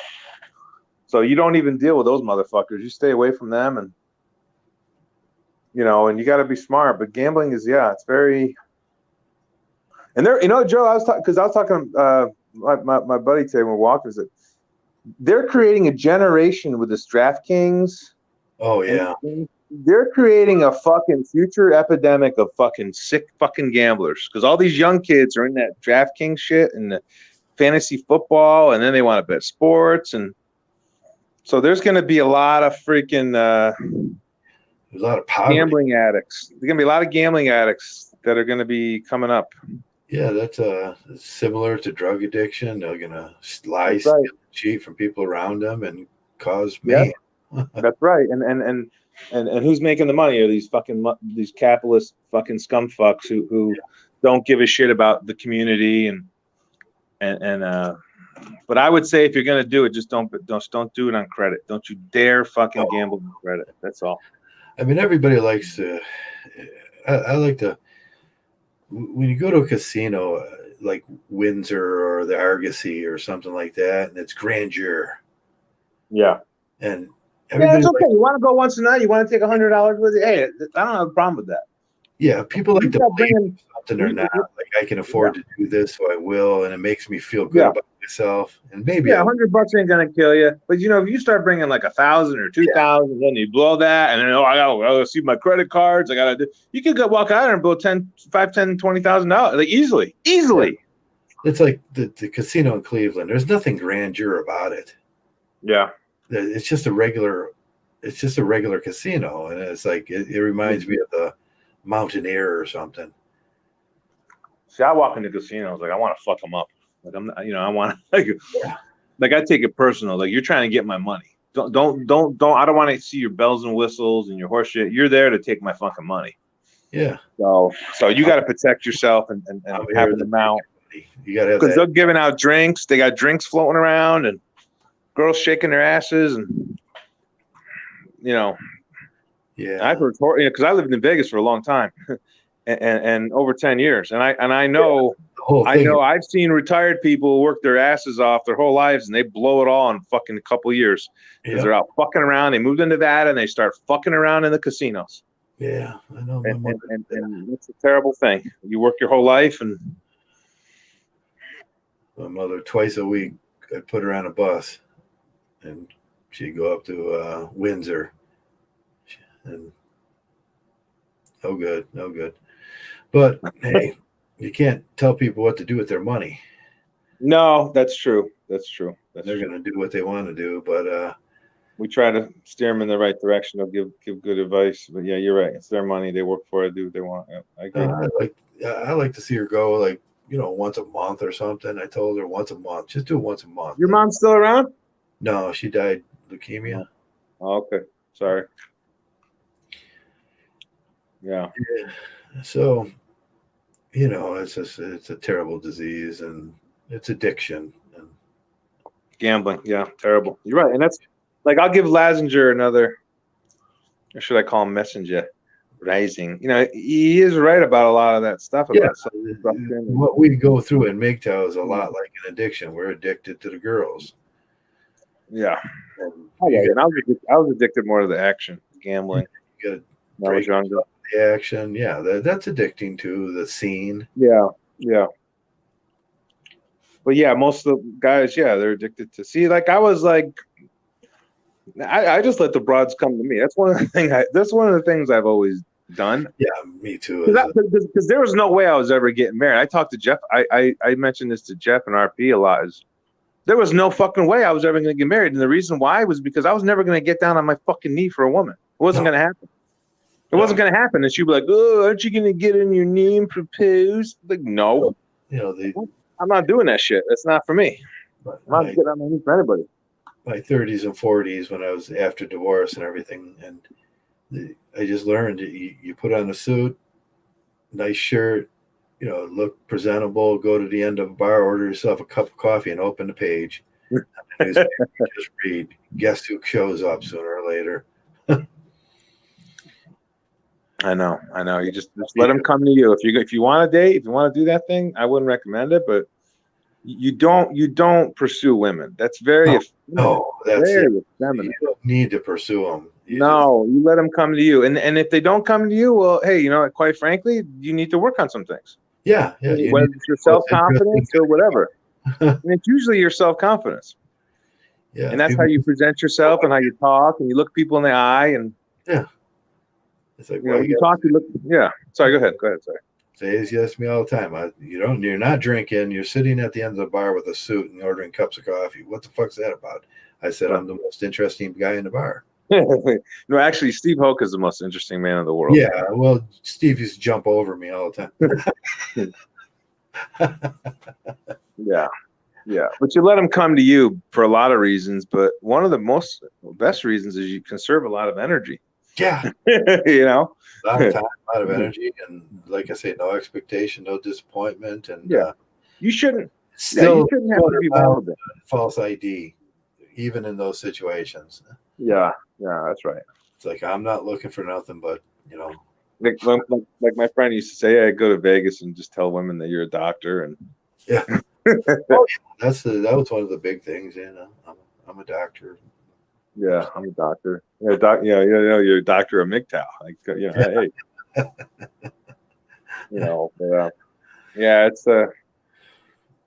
It's a I don't know. You let it go and lay $20 on and you leave and never talk about it again. I never want to see you. Yeah. It was twice. Yeah. But you let them come to you. You don't be like a little puppy dog. And no, that's not. You're like going against your own, psyche as a man. When the whole PUA thing, I used to sit there and just watch them and laugh. Oh yeah, that's a whole other thing. That PUA thing. Girls were laughing at them. The girls were always laughing at him. I'm like, I'm not that dude. Yeah, they're wearing these earrings and Justin Bieber haircuts and the Metro. You see these hip hop guys, they crack me up the most, man, with their pants down to their fucking ankles and they're hip hop guys and hey baby girl, can I get your number? Yeah, it looked good on you, me. Yeah. They just think sex is like the greatest thing in the world. Oh, it's so great, and because they need that validation. They're a bunch of fucking pussies. They don't know who they are. They don't know where they're going. They have no self-confidence. They have nothing. Learn who you are, and then be comfortable with that. Then go do what you want to do, and don't tell anybody. Right. Take care of yourself first. Yeah. Take care of your own business first. Have goals for yourself. And that was hard for me to understand at first. And MGTOW was like, no. It's like no, but it just came natural after a while. It's like the more you are with you, the more comfortable, happier you're going to be with life.